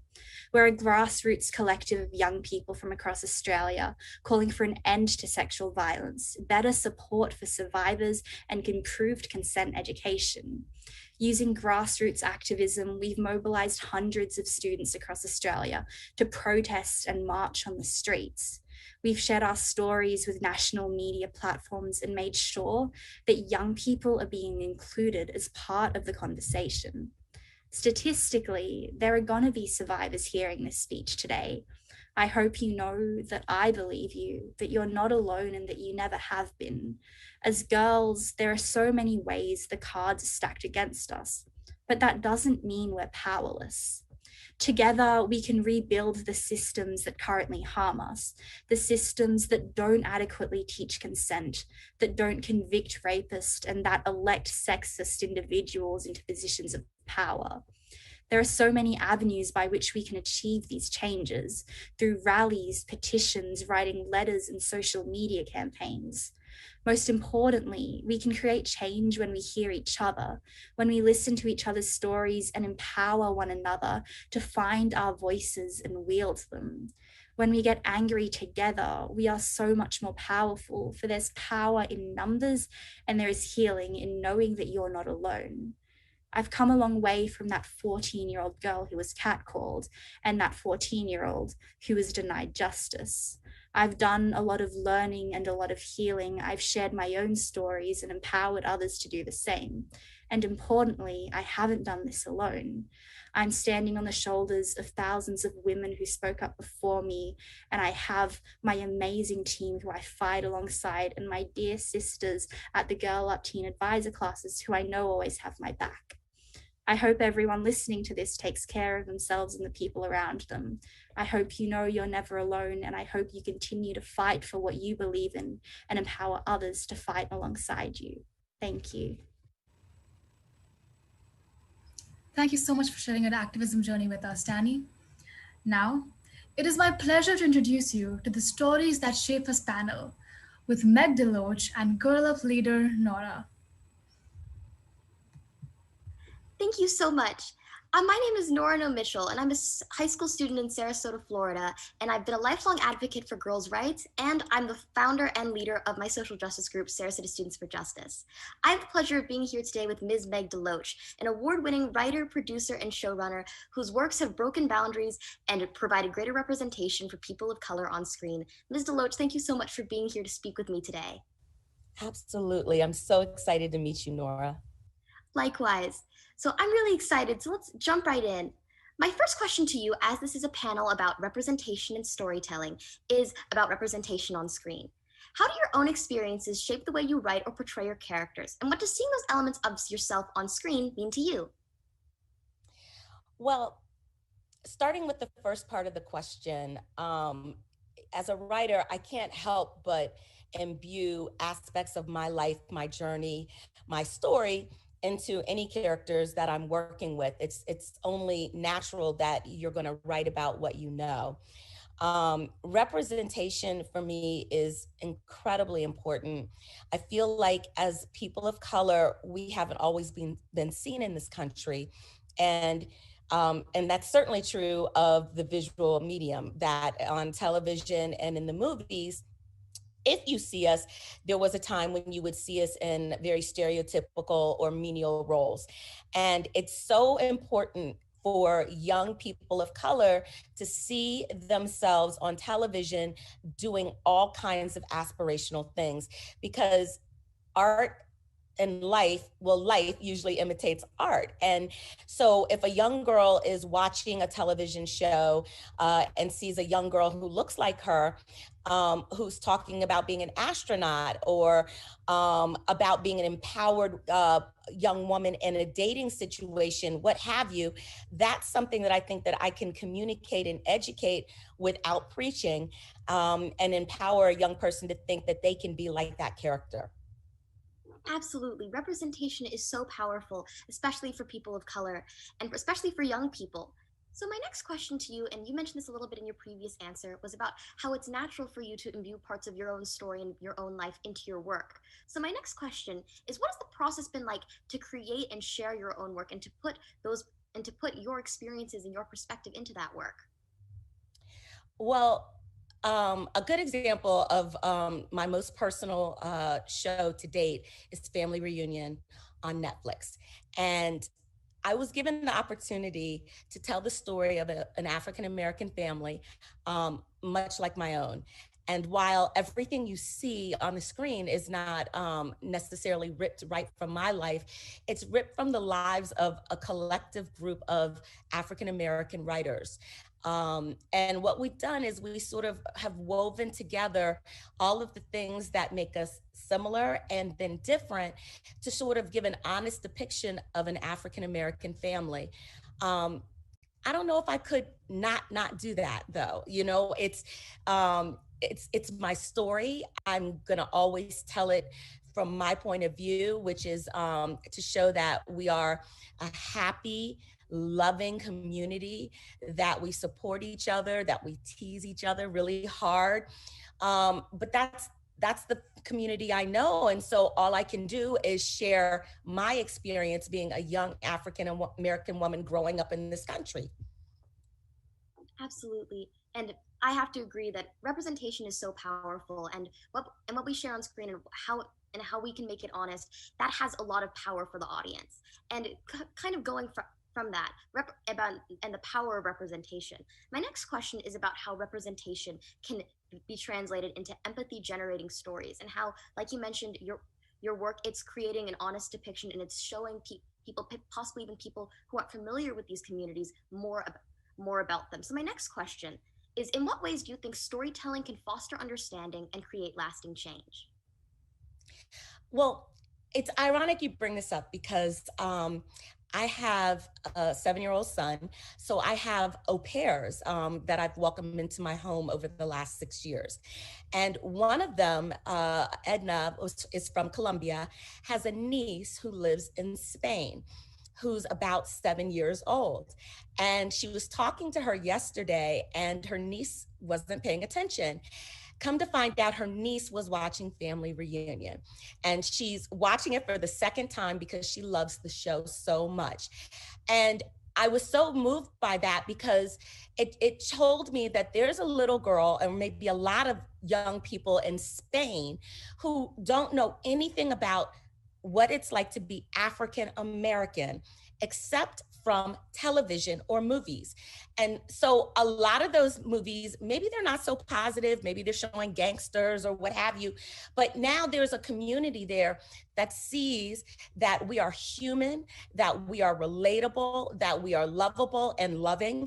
And I think that without having to try to sit down and do a cultural exchange, we're sharing the real of who we are. You know, I also, you mentioned your background and working with social justice. We did a social justice episode where we talked about how sometimes young Black men are profiled by the police. And we purposefully did it at the end of our first part. And I wanted to do it that way because I wanted the audience to fall in love with these little boys, to get to know them, to know that they are loving and honest and kind, and that those are the kinds of boys who police are mistaking for criminals and treating like criminals. And we got a really strong reaction. And I think because a lot of people, it was personal.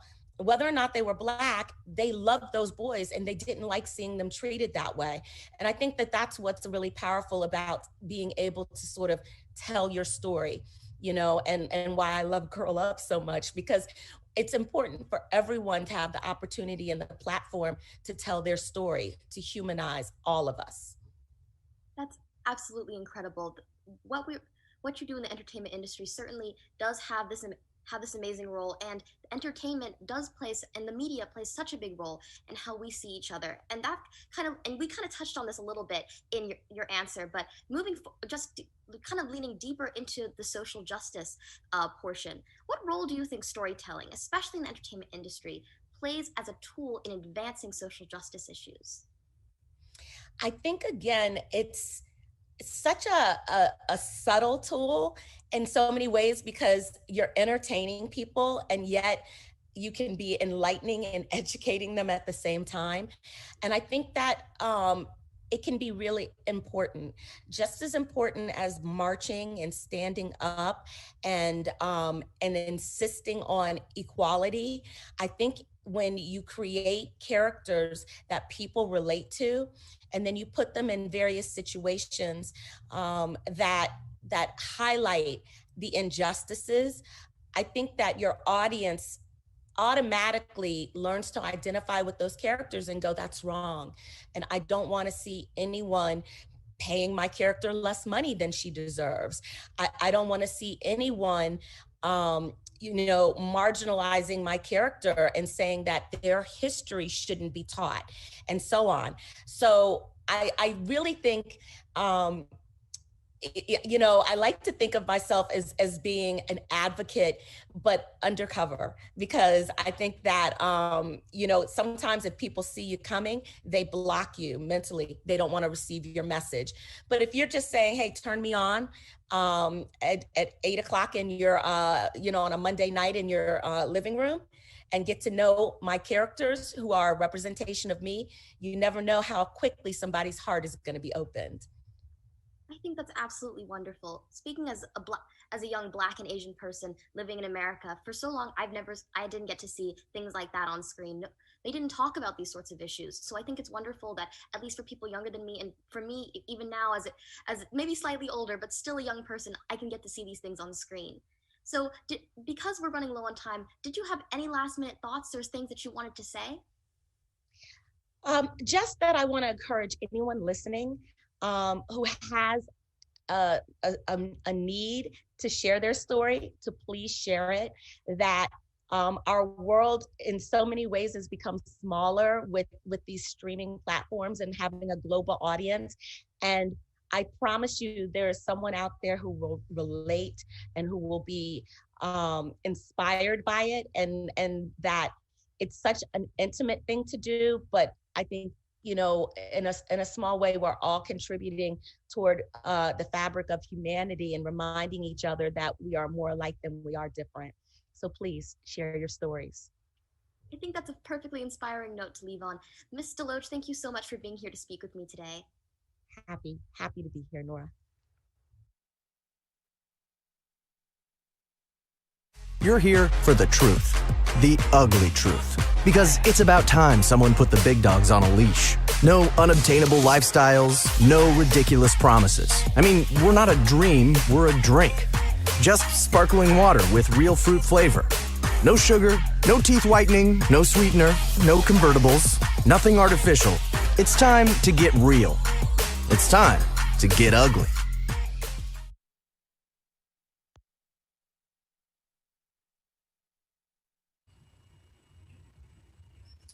Welcome back, everyone, and thank you, Ugly Brands. What a great discussion. I love hearing about the ways that we can use the power of storytelling.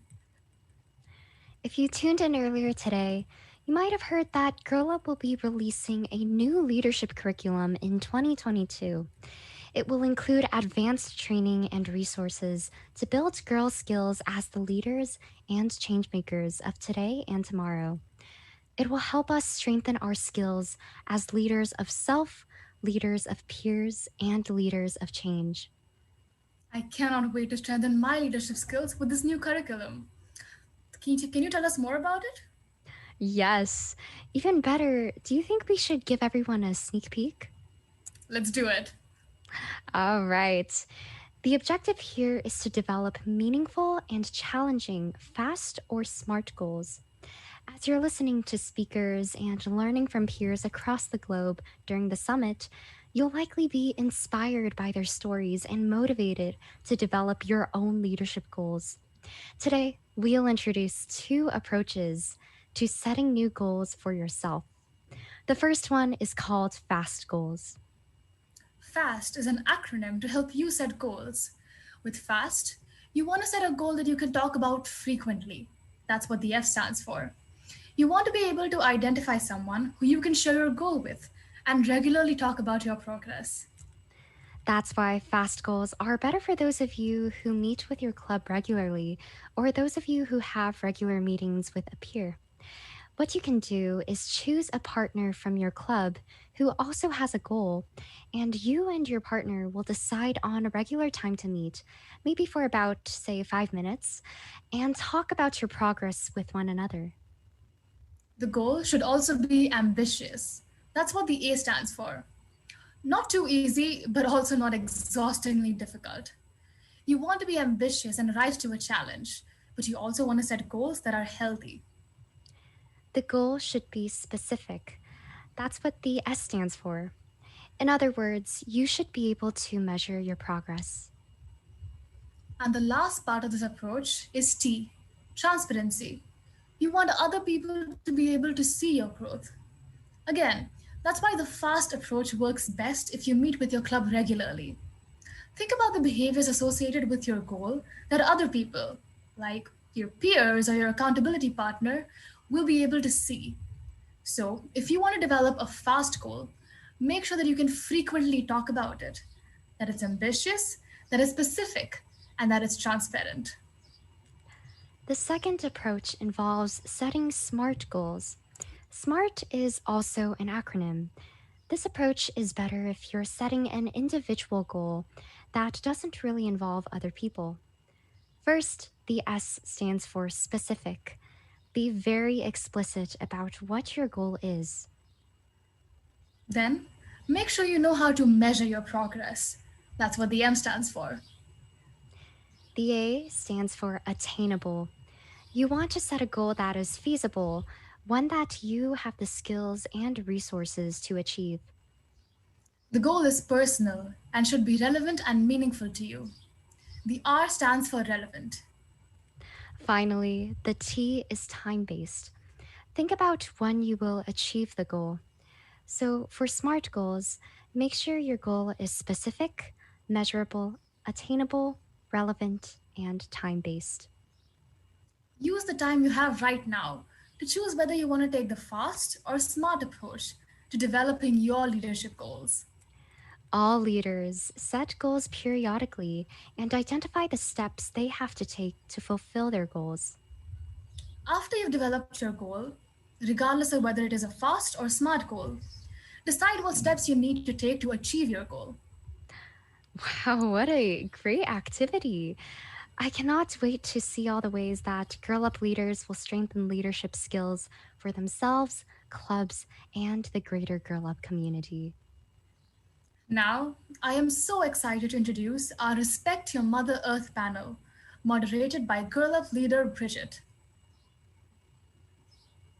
Hello and welcome to the Girl Up Global Leadership Summit 2021. We're here today at the Intersectionality of Climate Justice panel to discuss with Vanessa Nakate, Riduma Pondi, and Karina Pena, 3 climate justice activists from around the world. My name is Bridget Lord, and I'm also a climate justice activist and a Girl Up Club leader for Girl Up. Our first question today is, why is climate change far more than solely an environmental issue? Yeah, I can go first. I think that climate change is more than an environmental issue. I feel like it's more than weather, it's more than statistics. It is about the people, because the communities and people who are being impacted right now, and it's not just about the floods or the landslides or the droughts that we see. Individuals, families are greatly impacted. You realize that we won't be able to eradicate poverty without climate justice. We won't be able to achieve zero hunger if climate change is leaving millions of children, millions of people across the world with nothing to eat. We won't be able to achieve gender equality if climate change is affecting many girls across the world, forcing them to drop out of school, forcing them to get married while they are still children. So it's important for people to understand that climate change is not just an environmental issue. It's an issue that is impacting lives right now. It's more than weather, it's about the people. Yep, I can say I totally agree with what Vanessa said. And at the same time, being in a country like India, even when girls are treated, so badly here, and once they are getting, the opportunities to go ahead to study and, to make their careers and stuff, what's been happening is they're facing flash floods or, all the effects of climate change. It just makes them and bounds them to stay at their homes, because most of the time they lose their houses, or, there's something that, they do lose the income source, the source of income that they do have in their family, and they end up, at their homes working for their families, serving them. And most of the time in the rural communities and the indigenous communities, what really happens is that they're starving, they are suffering from not getting proper waters. And instead of girls going to schools and studying, what they do, walk to several kilometers just to fill up water, in terms of, providing proper water to their families. So it's just like climate change is more than just me or India facing some flash floods or landslides or droughts, but it's more than, everyone facing up a thing that is affecting us now, and that's going to affect us in the future as well. And even though we can somewhere try to prevent or at least, decrease the effects of any natural disasters that we are facing, but if we don't do something right now, we won't be able to, do something for climate change. Then what would be left with us is just, suffering and, the struggle to just survive on this planet. Yes, I agree. I think that the climate crisis is about the life. So when you talk about the life, in many ways, you can talk about everything. I think that some years ago, a lot of people think that the climate crisis was about the trees and the animals, that we know that is very, very important. But today we are here to talk about the life of the woman, the life of the children, the life of our parents, our grandparents, everything that has life. Because I think that today we can talk about justice in this issue. And I think that we cannot separate. You cannot separate the social and the environmental when you talk about the climate crisis. And we are living emerges. So emergence is about everything. You need to make everything that you can do to try to resolve this, or to think about how you can improve it, or make some suggestions to change the mitigation and the adaptation. And the climate crisis is running fast. So we need to talk more about how we can live with this. And we know that every crisis don't affect the people in the same way. And we know that there is a lot of people that are always the most affected people by every crisis, and the climate change is one more. So I think that the climate crisis and the climate change, it is about how we're gonna make the difference in many inequalities that we have in the world today. That was all beautifully said. I think that I completely agree that it's about plants and animals, but it's also a social justice issue, and it's incredibly important to be discussed. So why do you think that the youth-led climate justice movement has had such a strong global impact, and how do you think that we can continue that?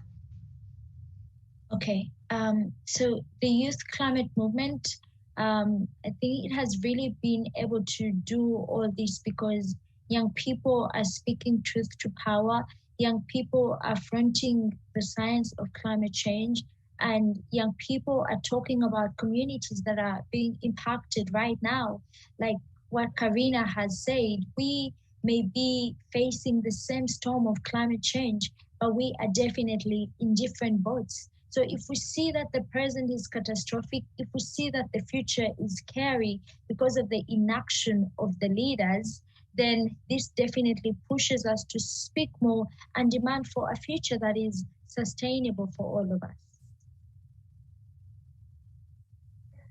Yep, I can say what Vanessa said is totally correct. And what I can say is that, I feel like the movements that have been led by the youth, especially, in the last few years, it has just been mind-blowing. Because somewhere, at the point when we all realized that how bad climate change is affecting us right now, it just gave us a glimpse of that our future is going to be very, very scary. And it's just going to be, we can reach to a point where, it's just about what I feel. It's about life and death, and no one really would prefer death, of course. So it's like for our lives, we're fighting. And I guess, as being the youth and as being the ones, those who are most affected and, those who are going to be the most vulnerable in the future as well, I guess youths are somewhere, we don't really seek of any other interest of ours rather than, just protecting our future in these movements. And that's sort of what make these movements a lot more powerful. And I guess what the policymakers are doing, our world leaders, what they've been doing, they've just been thinking about their profits and about their, about their GDPs, about their economic growth and about money. And that what has led all these destruction to happen. And us being the youth, us being just thinking about how we can survive and how we can make our planet to be in a better state, it just makes our movement more powerful. And I guess if, because in my country, what's been happening is we still don't have that much youth participation in the youth movements that's been led right now, like Fridays Future. So it's just like what I feel is that if more and more youth would be involved in this fight, I guess it's going to be more and more larger. And rather than just being youth, but we also do want experts to be with us. We also want the governments to identify this thing that we are not fighting for our profit or something. What we are fighting for is something that's going to benefit all of us in this entire world. And it's not just about us. It's not just about, it's not just about our profit. It's about our planet. It's about the biodiversity. It's about the other sort of species, that those who are living on this planet as well. And if we do come up together and if we, just carry on the work that we are doing right now, I guess the movement that we all are having right now is going to be at the top of the world. And I guess we would be able to bring up the change. Yes, totally.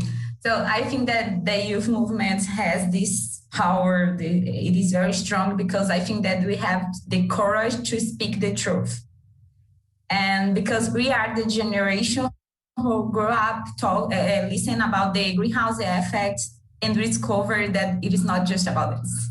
It is about our lives in different ways.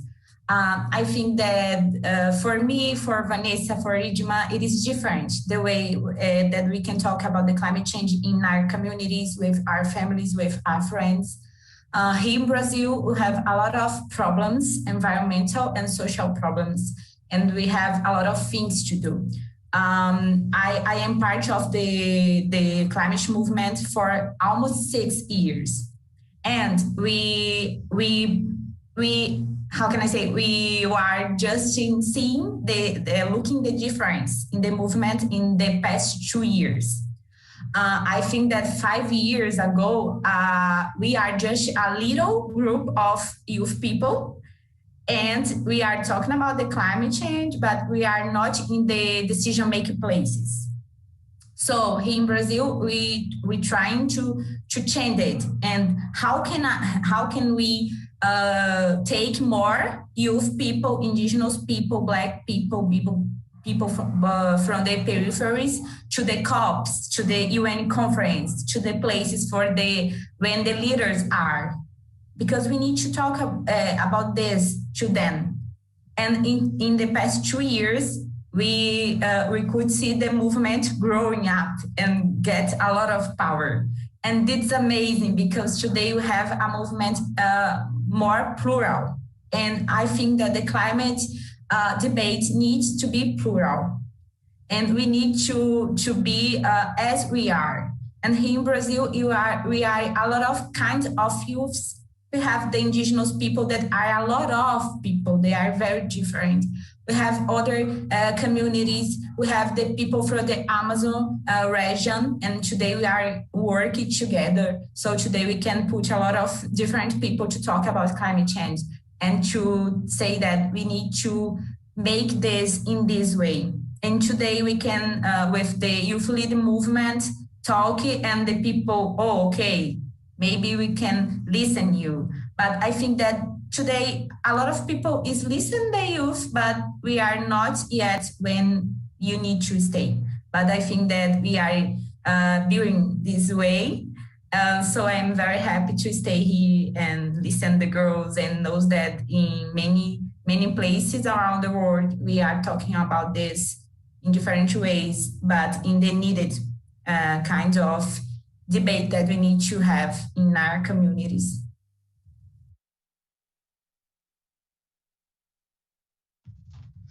So the next question is, what does a sustainable future look like for you? Well, to me, a sustainable future is a happy people and a happy planet. And a sustainable future is climate justice, it is racial justice, it is social justice. Those are the words that I can use to describe it in the simplest way possible. Because if there is racial justice, if there is social justice, if there is climate justice, then that means we will have a happy planet, and that means we will have a happy people.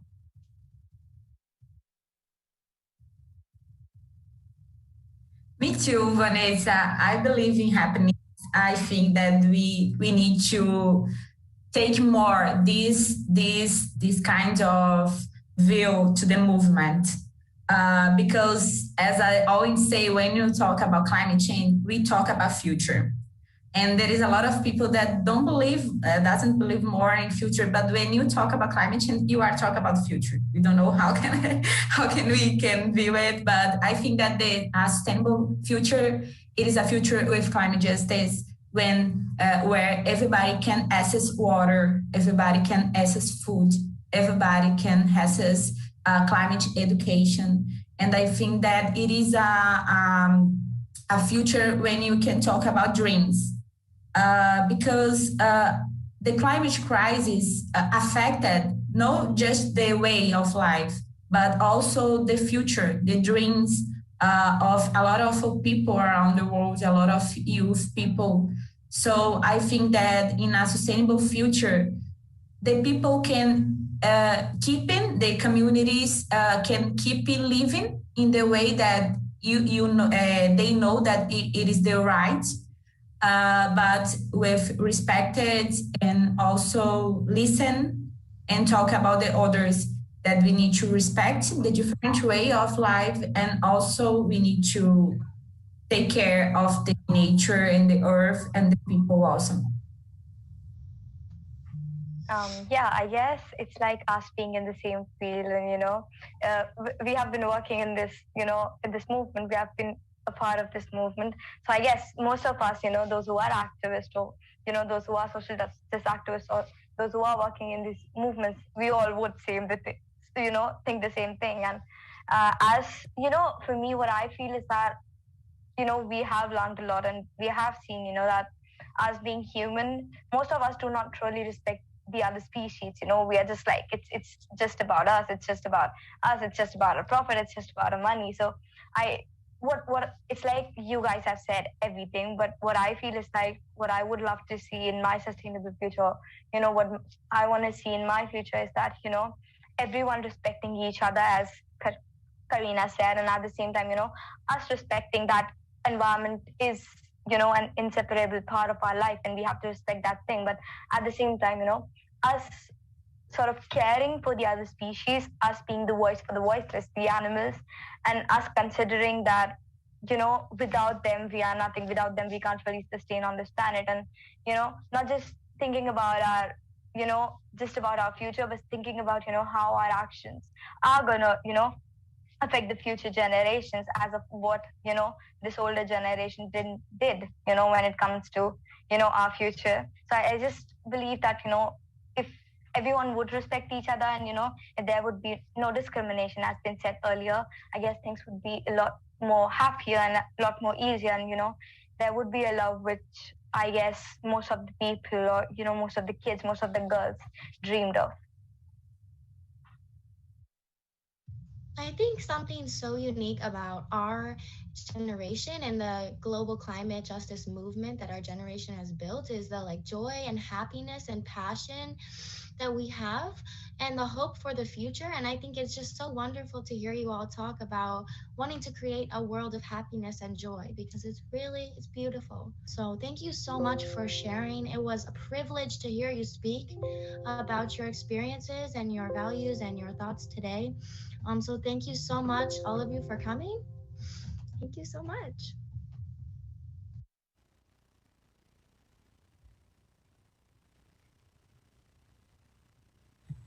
Let's hear it again one more time for Karina, Ridhima, Vanessa, and Bridget. It can't be emphasized enough how important mobilizing for climate change is for the future of all generations. Now, we are so excited to introduce Celine Talabasa, CEO of Noble Panacea, to the virtual stage with a very special announcement. Hi everyone, this is Celine Talabaza, the Chief Executive Officer of Noble Panacea. And I want to extend a huge congratulations to all the Girl Up STEM scholarship winners. Just like you, we believe in using the power of STEM to create the highest quality and cleanest skincare. Our founder, Sir Fraser Stoddart, was awarded the Nobel Prize of Chemistry. That's why we firmly believe education in STEM is what will fuel research and discovery and the progress of tomorrow. We are so inspired by your desire to change the world through STEM, and know you will use your skills to change the conversation on gender equalities in your communities. The STEM scholarship winners for the spring 2021 are Musoni Mewangi, Delicia Mewanika, Harshita Manjula Rajappa, Pranjal Gadge, Luciana Loera. On behalf of Noble Panacea and Girl Up, we are so proud of you and can't wait to see what you do next. Wow. First, let me say, how exciting is it to learn about the STEM scholarship winners? Congratulations to each and every one of you. I cannot wait to see what they accomplished breaking barriers in the field. Now, our next panel is the storytelling as a form of resistance against gender-based violence. Before we begin, a gentle forward. This panel discussion may bring painful experiences or intense emotions related to sexual assault and violence. If necessary, please leave the session and return in approximately 20 minutes. Gender-based violence, or GBV, is not an easy subject to talk about.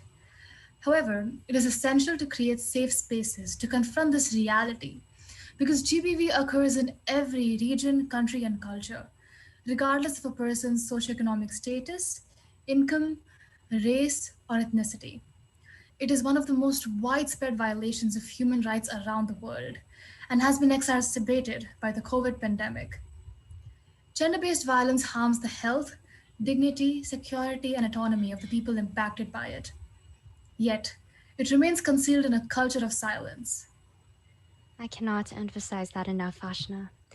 I am honored to introduce our next panel, Storytelling as a Form of Resistance Against Gender-Based Violence, moderated by Girl Up leader, Rebecca. Please help us welcome Rebecca and our panelists. Thank you very much for the introduction. Today we will be talking about how storytelling can help women worldwide feel understood and supported, and how we can use storytelling as a tool to eradicate gender-based violence worldwide. My name is Rebecca, and I am 16 years old and I live in Mexico City. I am currently a high school student at Tecnológica Monterrey, and I am 1 year away from graduating. I started getting involved in activism related to gender-based violence when I first had a conversation with a teacher and discussed the underrepresentation of women's accomplishments. Following this conversation, I found Girl Up and continued my passion for gender equality and advocacy on gender-based violence. I'm really glad to be here today, and today we have two really special speakers, Best and Lina. Best, would you like to introduce yourself? Hi.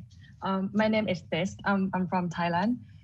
I'm a human rights lawyer, gender migration consultant, and a founder of the organization called Shiro. So Shiro found with the aim to provide pro bono legal service to gender-based violence survivors, and we also target the young generation university student to create safe space to discuss solutions to gender-based violence in our culture. Thank you.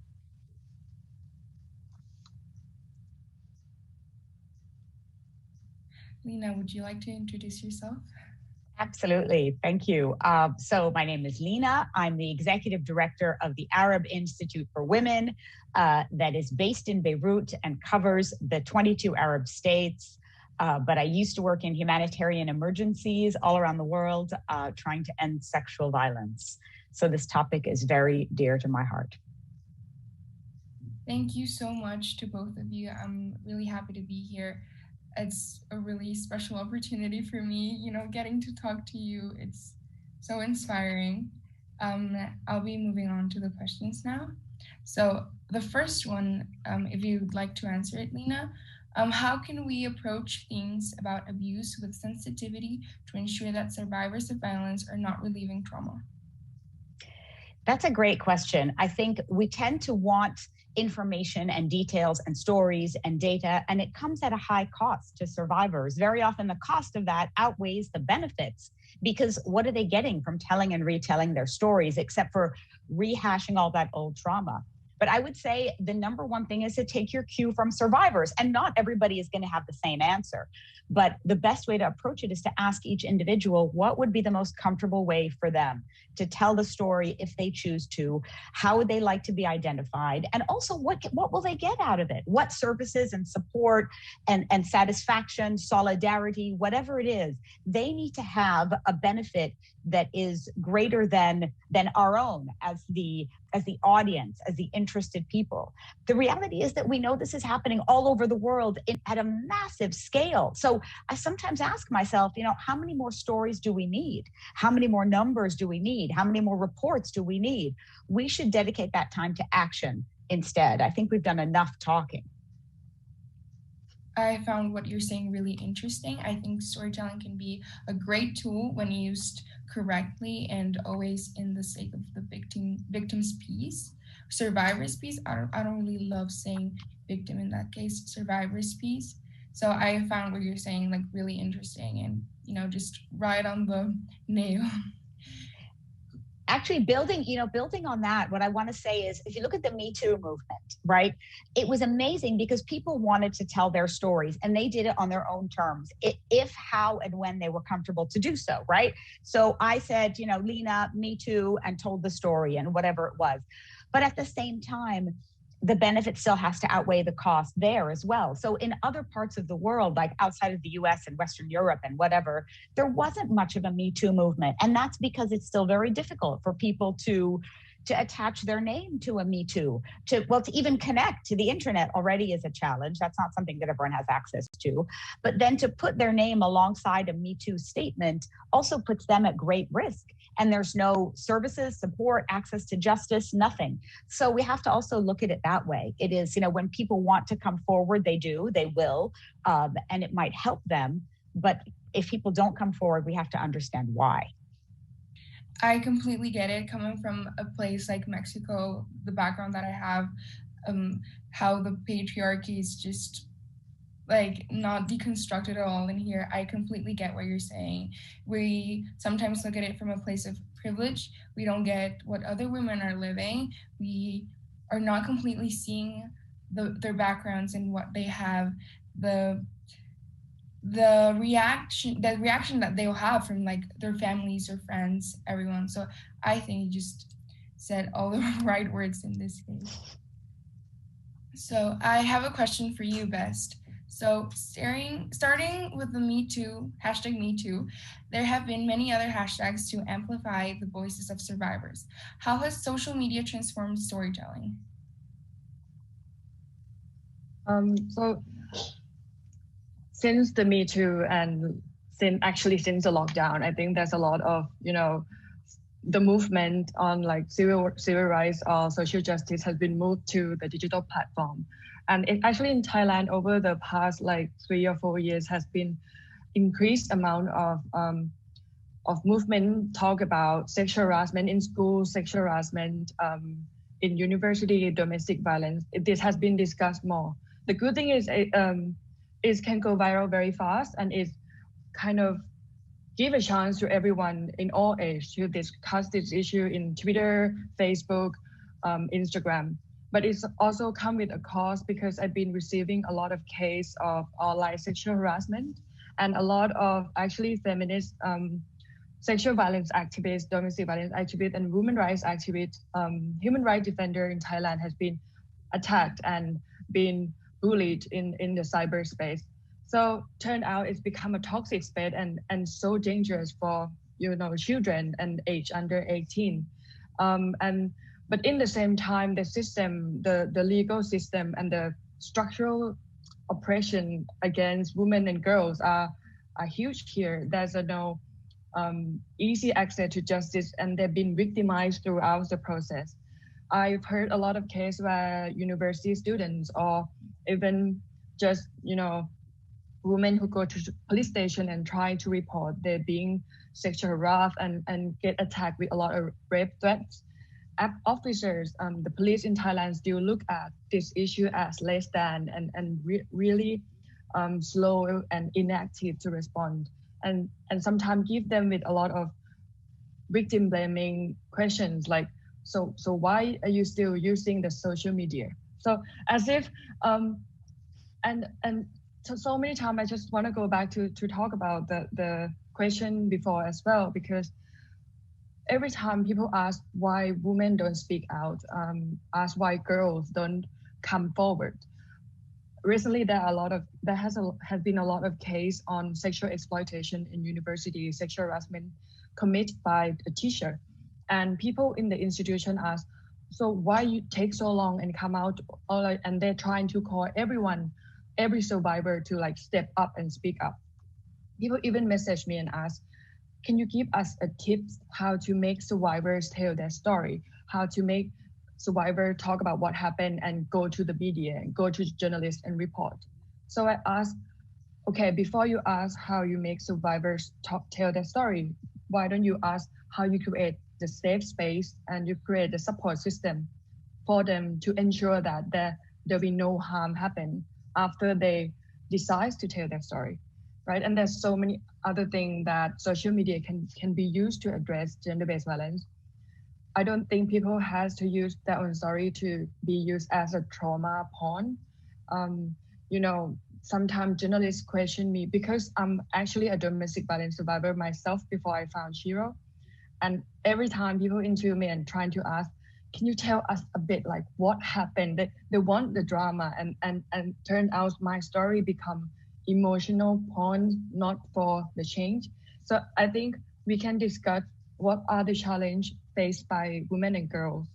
What are the challenges faced? Why is make them so difficult to talk about it? What are the lack of family, community support system? What are the lack of access to justice? We can discuss even the existing victim blaming culture that's going on. We can discuss the patriarchal culture that, silence women. And that the more that can be discussed and challenged, I think the more it's easier for people to come out and use the social media as a movement, and maybe it's one day, hopefully it'll be safer for everyone. Yeah. I think what you're saying is so important. The fact that when someone goes to the police and they ask questions like, why are you still using social media? But like, why were you friends with him? Why did you keep contact with this person? Like, you're not asking the right questions. You should be like, who is he? Like, let's go get him now. Let's ask the questions to him. So I think what you're saying is really important. And yes, coming forward, it's really difficult. And I think as also a victim of gender-based violence, I feel like when you come forward, people start looking at you as the survivor, and oh my God, like they want the drama, they want to know like what happened with him after that. And it's like we have to redirect all that attention that we're putting into the drama of it all to what can we do to make it better for girls and for women all around the world, to make them feel more comfortable, to make them feel safer in their own environment. Like in Mexico, we're living a really hard time related to gender-based violence. And, I don't even feel safe at school sometimes. It's gone to that point. So I feel like what you're saying is really important. We should really start creating spaces where we feel safe and where we feel like we're gonna be okay. And the questions are not gonna be to us, they're gonna be to the person who violented us. So I just found it really amazing. And I love how both of you come from like a really similar background to mine. The places we come from. I wanted to say really quickly, I've been looking at your work and I just find it amazing how all of the stuff that you've done, especially me as a girl, I'm not over the age of 18. So it's just like looking at women like you do the things that you're doing. It's so inspiring, and it's such a big wow moment for me talking to you. So I just wanted to put that out there. But I have another question for you, Lena. So sure. I'd love to, can I build on what was just said? Because actually what bothers me so much is this dangerous perversion that we have, this sense of like audience entitlement to all of the gory details. I used to be asked when I was in the field working in humanitarian emergencies, I would speak to donors, partners, the media, whoever, and they'd say, well, how many rapes? How many? What's the story? And I said, well, what difference is it going to make? Because what's the magic number for you? Is it 10? Is it 100? Is it 1,000? What is the number that is going to get you to act rather than feel like you deserve all of those details? I mean, for me, the bottom line is one rape is one too many. And the more we provide all of this information, the more people demand it of us. And then best, you said something awesome about the new kind of toxic way that social media has been hijacked, because I find it so painfully ironic. The minute we take a space as women, as activists, as feminists, as survivors, as whoever, and think that we can finally express ourselves in a way that is safe and that will lead to some some positive social change, there are people who find new ways to create different forms of violence. It's like that's constantly evolving and we can hardly keep up. So we turn right and they do as well, and they've blocked us before we can even instigate any real change. And for me, it's just so frustrating how quickly perpetrators are able to innovate in a way that I find just repulsive. So anyway. Yes, just wanted to put that out there in all its anger. Well, you're so right about this. And I feel like feminists all around the world have taken over social media as a space for other women to feel safe in it. And they just found a way to be violent and make us feel unsafe again, and to take away those spaces away from us when we're saying like, hey, this is my space for me to feel safe, for me and the women around me to feel safe, and you're taking it away from me again. So exactly. Yeah. This is the only form of violence, the only crime in the world where the survivor ends up guilty and on trial. There is no, if I come into the police and I say someone snatched my bag, they're not going to tell me, well, why were you drinking and what were you wearing and why were you alone in that? No, they will report the crime and treat it as a crime. If I come in and report sexual violence or intimate partner violence, I am suddenly put on trial and I am the guilty one. Yes. Abbas, do you want to say something? I think you opened your mic. Oh, just come out to say yes and agree. The energy. Okay. So, I have a last question. How can we engage men and boys to end gender-based violence? Why should we take a collective effort? Best if you want to answer. I don't know. As in a different community, that's a different answer to it. I used to work with the certain religious community and trying to kind of slowly engage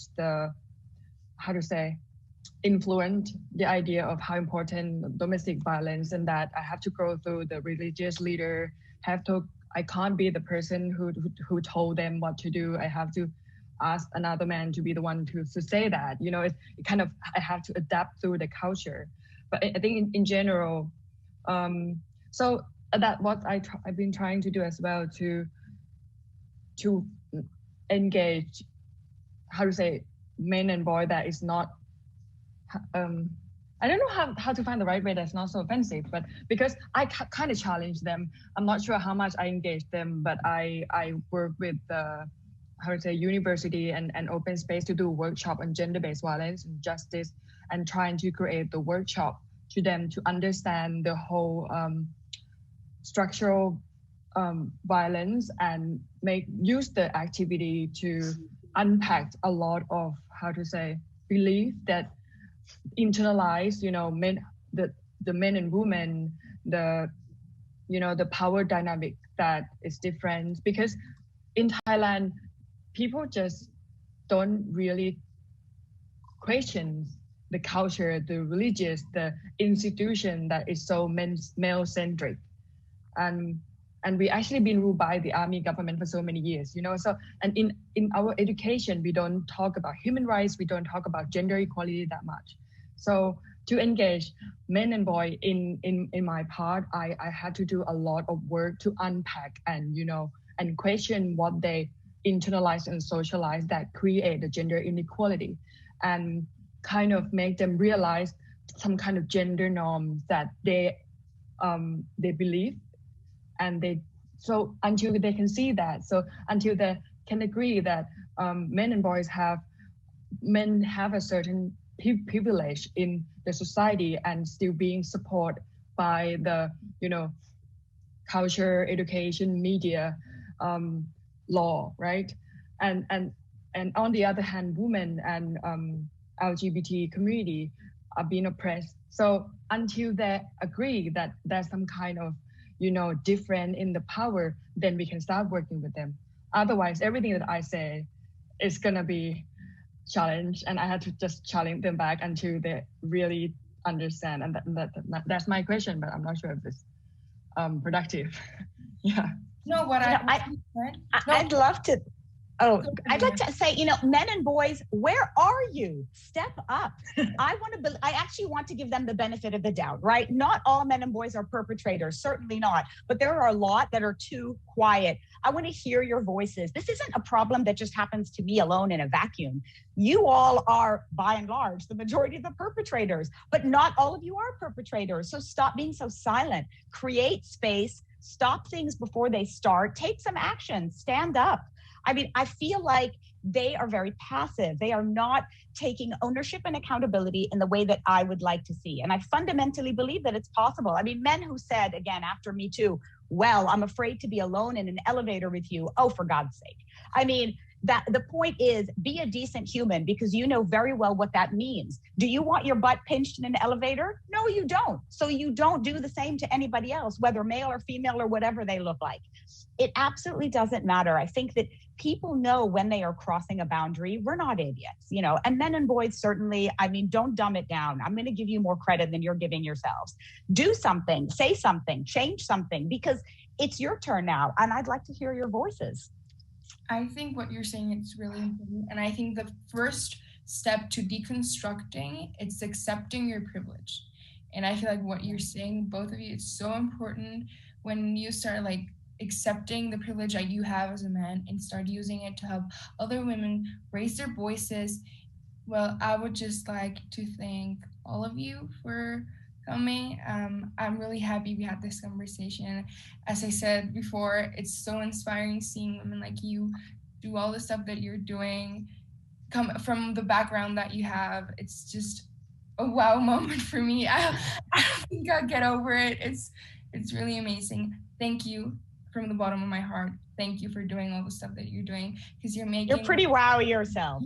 I mean, seriously, look at what you're doing. Yeah. Oh, but you just make girls like me want to raise our voices and want to keep learning and aspire to bigger things. And I'm just really thankful for that.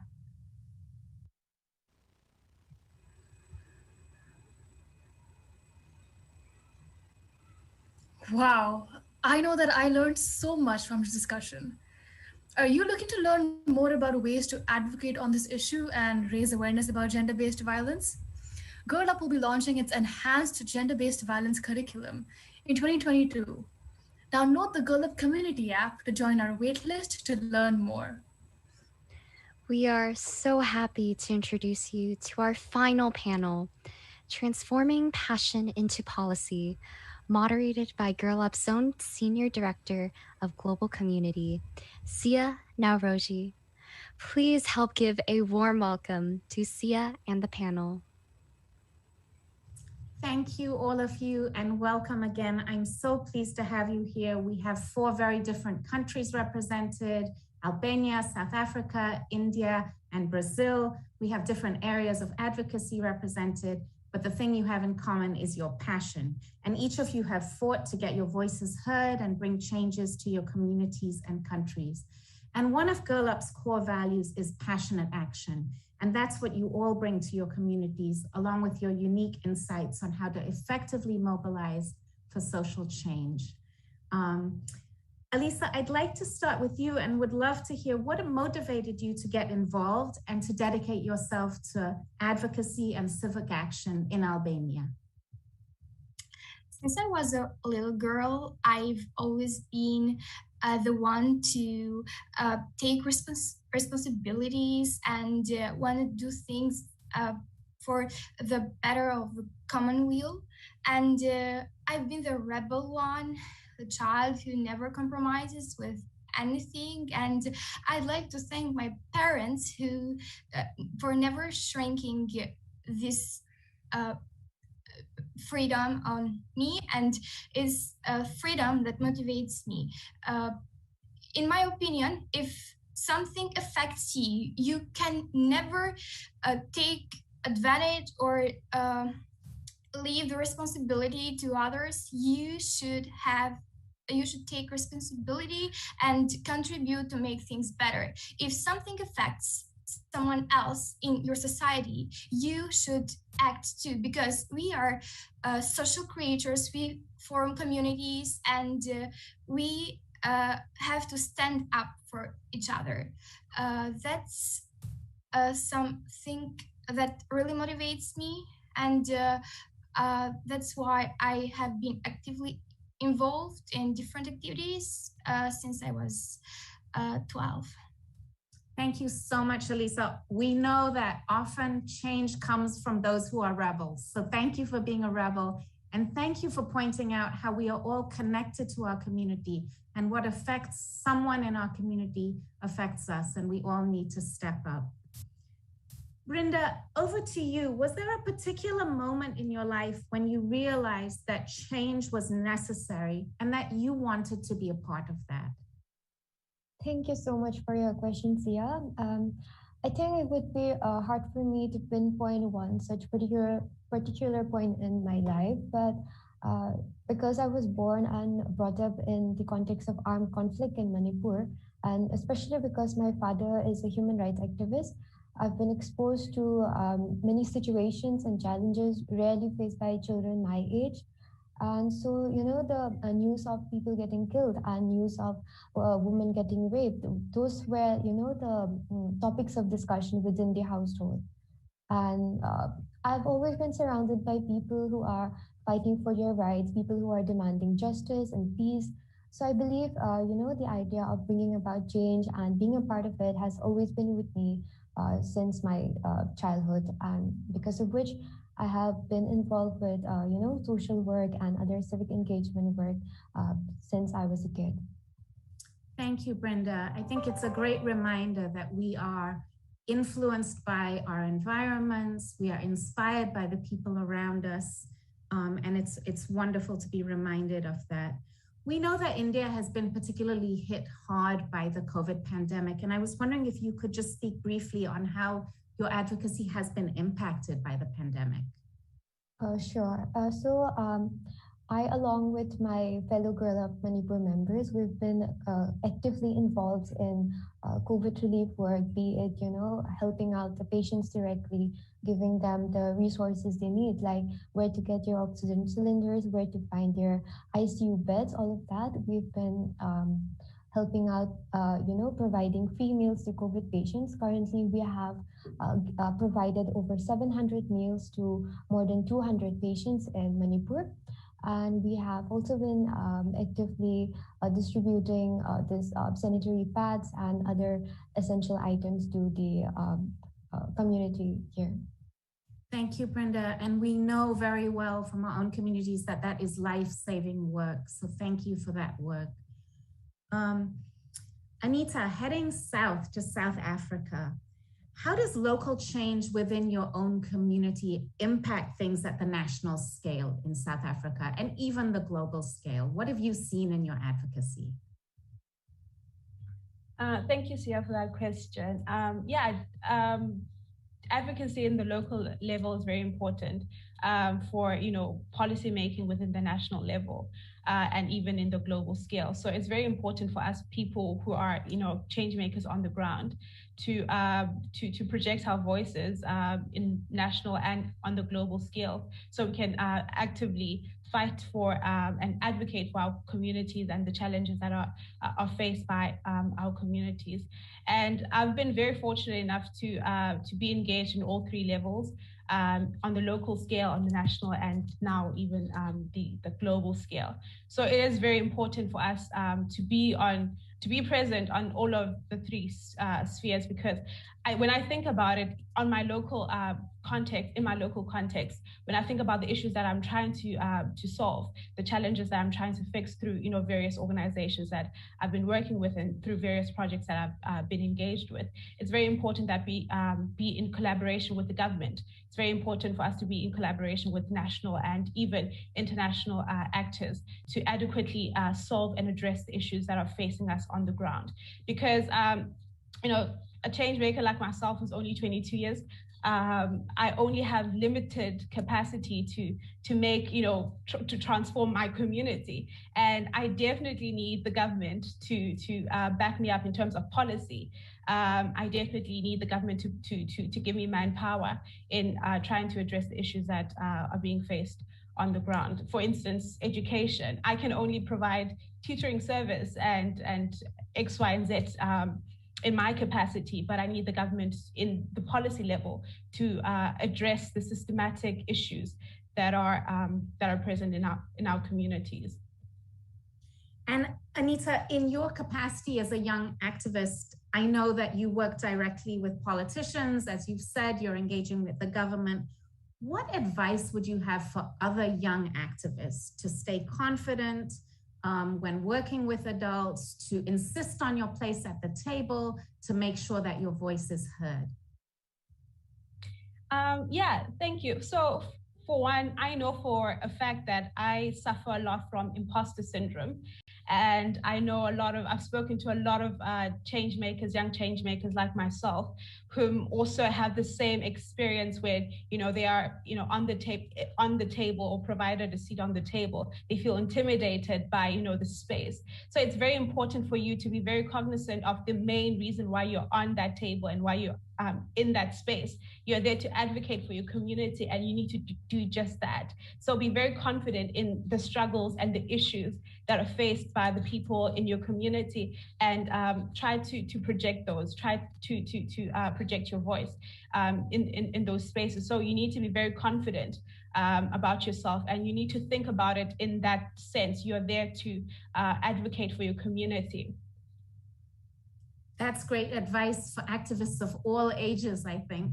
Thank you.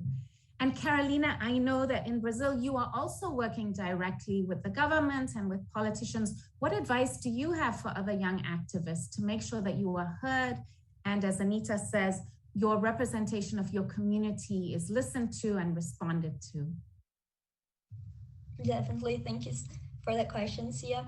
I love the word that Anita used, that was that we need the government for structural change. And I think that I've always asked myself, how do we change in the most efficient way? What's the most effective way that we can cause change? And usually the answer involves the government, it involves policymaking. So the advice that I wanted to bring is divided into two parts. The first one is know the issue. You have to know why you're there, as Anita said, but try to know about the issue, try to understand. Most of the politicians, there were many politicians that sometimes we called and they said, yeah, that's not an issue in my city, in my state, that's not a problem here. But when you have the data, when you have the stories, when you know the issue, you know that's a problem, you're able to convince them that, well, menstrual poverty is not just some problem that you made up in your mind. That's a real issue that's affecting girls in your city, in your state. And by knowing and by understanding the issue and understanding a bit of the policy too, what's the solution that you're proposing, you're able to convince them that that's not just something that you just made up. This is a real problem. And another thing that I wanted to bring was in terms of the politicians. I think sometimes we don't consider them normal people, but they are. They literally work for us, and they are just humans, just like us. So there are many. There's one politician, especially, that helped us a lot in Girl Up to build this movement, and now she's just sending stickers in our WhatsApp group, and we're oh, so do legislators really send memes in WhatsApp groups? Yes, they do. And I think that in this way we can find many politicians that they might not be very helpful for us, and they might not be super willing to contribute, but there are many who are, especially women. That's another very important point of the importance of having women in this decision-making spheres. So yeah, just understanding that the politicians, they are there, and they are usually at least curious to understand why 15-year-old girls are just calling them out of nowhere or emailing them. So they are at least curious, and at most really supportive, or at least trying to understand why you're there and why you're talking to them. Yesterday, we have another bill that was approved here in Brazil, in a city in the south of Brazil. And then the legislator just emailed me with a huge text saying, hey, I wanted to tell you, because I know that this is an issue that really matters for you girls at Girl Up. So she was really when the bill was approved, the first thing she did was like send us an email to let us know. So that is fantastic. That is wonderful. I love Anita and Carolina. Between the two of you, you've given us tactics for how to engage with politicians. You've reminded us that they work for us and we need to hold them accountable. And you've also reminded us how important it is to be clear about our goals and to be informed about the issues that we're advocating for. So thank you. We also know that social change is hard work, and it can be a slow process sometimes. Alisa, I was wondering if you can say a little bit about how you take care of yourself, how you stay optimistic and inspired to continue the work that you're doing. Working with people really motivates me because there is always something to learn from others' perspectives. Expressing myself and learning about myself while contributing for something bigger than me really motivates me to do more in my community. If I could give an advice, it would be that share yourself and express your needs. If you need or want to be considered, you should talk for yourself, because no one is you, and it's hard to understand your perspective if you don't share it. So I always have been thinking that world need great minds that are able to express themselves. So self-expression is very important in my Thank you so much, Alisa. That's such an important message. And on that note, Brenda, I'm going to give you the final word on what keeps you inspired. Thank you, Sia. I think it is essential that, just like how Sia just pointed out, Alisa just pointed out, I think it is essential for everyone to understand that there is no one else to speak up for them, but to do it themselves. And it is also essential to understand that we have a long way to go, be it, the fight for gender equality or the fight against racism. We, all of us are young people. We just started out and we have a long way to go. And personally, I think it is very important that we take care of ourselves in this journey and, keep ourselves healthy enough to dismantle the system in the future. Thank you so much. And thank you to all of you. It's never enough time for these conversations. Thank you for sharing your stories and your insights. Please continue your leadership and your passionate action for all you are doing to create a more just and equitable world. Thank you.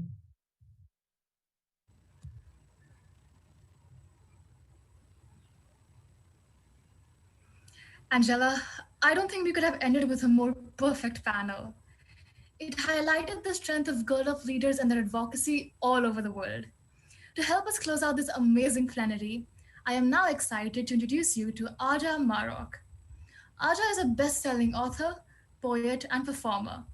She started writing her first book, The Survival Guide to Bullying, when she was 16 years old, after having been bullied for many years. She self-published the book before it was acquired by Scholastic, and it is now published around the world. Please help us welcome Aja to the stage. Today, I will be sharing 3 poems from my book, Dear Girl, which is my first book of poetry, and it's about a journey from girlhood to womanhood, all told through poetry. First, I will read you the poem that inspired the book, and its title is Dear Girl. Dear girl, oftentimes we women start to rise, and then certain people devise a plan to disenfranchise. Whether it's our bodies or rights, entice us with movements, unite us through persecution, make it seem like it's all right. Dear girl, open your eyes. We have come so far, it's easy to resign. We've got equality, but public policy shows the contrary. Honestly, 1 in 6 women could be raped in their lives, and it's mostly seen as a victimless crime. What should every girl know? You are not some puppet in a puppet show. Expose the double standards, the hypocrisy, the hate. It is never too late. This is the moment of girls taking the reins. It is time's up. It is me too. It is everyone from me to you who has spoken or stayed silent but strong. And for every survivor who speaks only to be met with intimidation, investigation, and disbelief, dear girl, you will be believed. If not by Senate floors and investigators, we will hear you, dear girl. We will see you, dear girl. We will stand by you. For the survivor 3,000 miles away or the one next door, you are heard. Justice will not always prevail, but we will continue to fight tooth and nail. You are heard so that our sisters and daughters will never be asked, rather harassed, whether they wanted it, regretted it, or just forgot. Believe me, no one forgot. Dear everyone, this moment is a movement. For every girl out there to reclaim her place, win every race. For everyone out there, listen in. The system is in demolition. Grab a hold of your voice. It is time to make a choice. To believe survivors. To pay us all the same. To give women of color equal access and opportunity. To protect the safety of trans girls every day. Make the choice to change the climate. Make the choice to not stay silent. This is not just the day of the girl. This is the future of girls. The next piece that I will read to you is also from my book, Dear Girl. You tell your daughter that she is being emotional, irrational, yet you tell your son that he is being strong, smart. You are teaching your daughter to doubt her feelings, to question her beliefs. And so when she is mistreated, she will think back to what was said under your roof, and she will believe that those gut feelings we speak of are merely irrational thoughts, while your son believes every thought he has is fair and right. Be careful how you raise your daughters. Be careful how you raise your sons. The last piece that I'm going to share with you is called The Truth About Being a Girl, and it is the first piece that I wrote for this book many years ago, and I'm excited to share it with you today. People always say that the girls of this generation are so vain. Why can't they put their brains towards books instead of good looks? I used to blame girls too. Be more than a perfect body with a pretty hairdo. And then I stepped out into the world. I opened my eyes to the truth about being a girl. I heard guys say things like, dude, she was 10 times tighter than that girl you hit and quit Ray, or I want to pipe your sister someday, or her ass looks like a racetrack with those stretch marks, but at least it's big like Kim K's. I never grew up thinking of those things. Don't blame me, but when I thought about boys, I thought about dinner dates and soulmates, not fuck boys that look at you like shark bait. It breaks my heart for every girl growing up in this world. Instead of, how was your day messages? We get, you up, want to come fuck?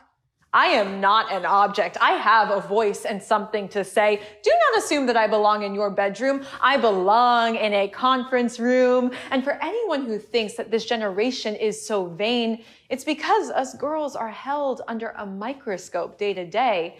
It's like beautiful doesn't even exist unless you can cross everything off the checklist. Big butt, big boobs, skinny waist includes small nose, plump lips, bony hips, hairless, careless, but still has an awareness. In all fairness, I want to be seen as beautiful too.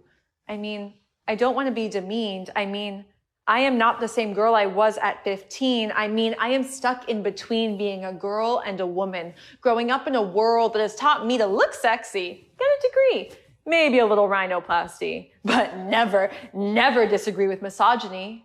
A world that has not taught me that being a woman means living in fear that your basic health care will disappear, or that your paycheck might somehow be smaller than a man that does the same job, or that your boss might tell you to stop giving him blowjob eyes. If you want a raise, you gotta compromise. Show me what lies above those thighs. Boy, please. The moment you misidentified everything, you forgot that not even 100 years ago, I could not vote. Look at what happens when you try to demote the very bodies that give birth to you, please. We are used to it all and we are appalled, but you see, we don't know what it's like to be free. Equality is not just about calling someone out. Equality is accountability. That my brother knows that I am equal to him. So equality is education. From classrooms to courtrooms to conference rooms and computer screens, it is using tech for good, for Me Too, for movements. Equality is truth, is strong voices, is breaking through the silence that exists, because silence can't exist if it's not tolerated. It is all of you. Changing the future, clearing the path for every woman and every man. It is raising the next generation to know that not only does their voice matter, but it will be heard. And that's why we got the power in our hands, because we will not sit back and nod and smile while certain people reconcile the rules to being fertile. Sorry, but it's my body, baby. I may be a young lady, but my dad always taught me to speak out and fight against injustice of every kind. So here I am speaking out for all my ladies in the house. We will not stop the fight until we hold our rights for women of every color, size, shape, sexual identity, and place in this world. And that is the truth about being a girl. Thank you. Wow. Dear Aja, thank you so much for sharing your inspiring work with us. I feel so speechless yet empowered to speak on so many things, and I'm sure that Ashna and so many of our viewers feel the same way. Your poetry is an excellent reminder that storytellers are the heart of our movement. Thank you for sharing your art here with us today. Our second plenary and action-packed day is now coming to an end. We just want to do some quick updates so that we are all on the same page. Next in our programming is another round of workshops later today with experts and youth leaders, followed by 2 rounds of Inspire sessions, girl-led discussions where you'll dive into important issues in a small group. Don't forget, you can find the workshop descriptions in our summit program to select which session you'd like to attend. Our final programming is the Girl Up Day of Action sessions, where we will do a deeper dive into Girl Up's action areas of advocacy or change making, organizing and fundraising, along with STEM for social good, sports for a purpose, and professional development.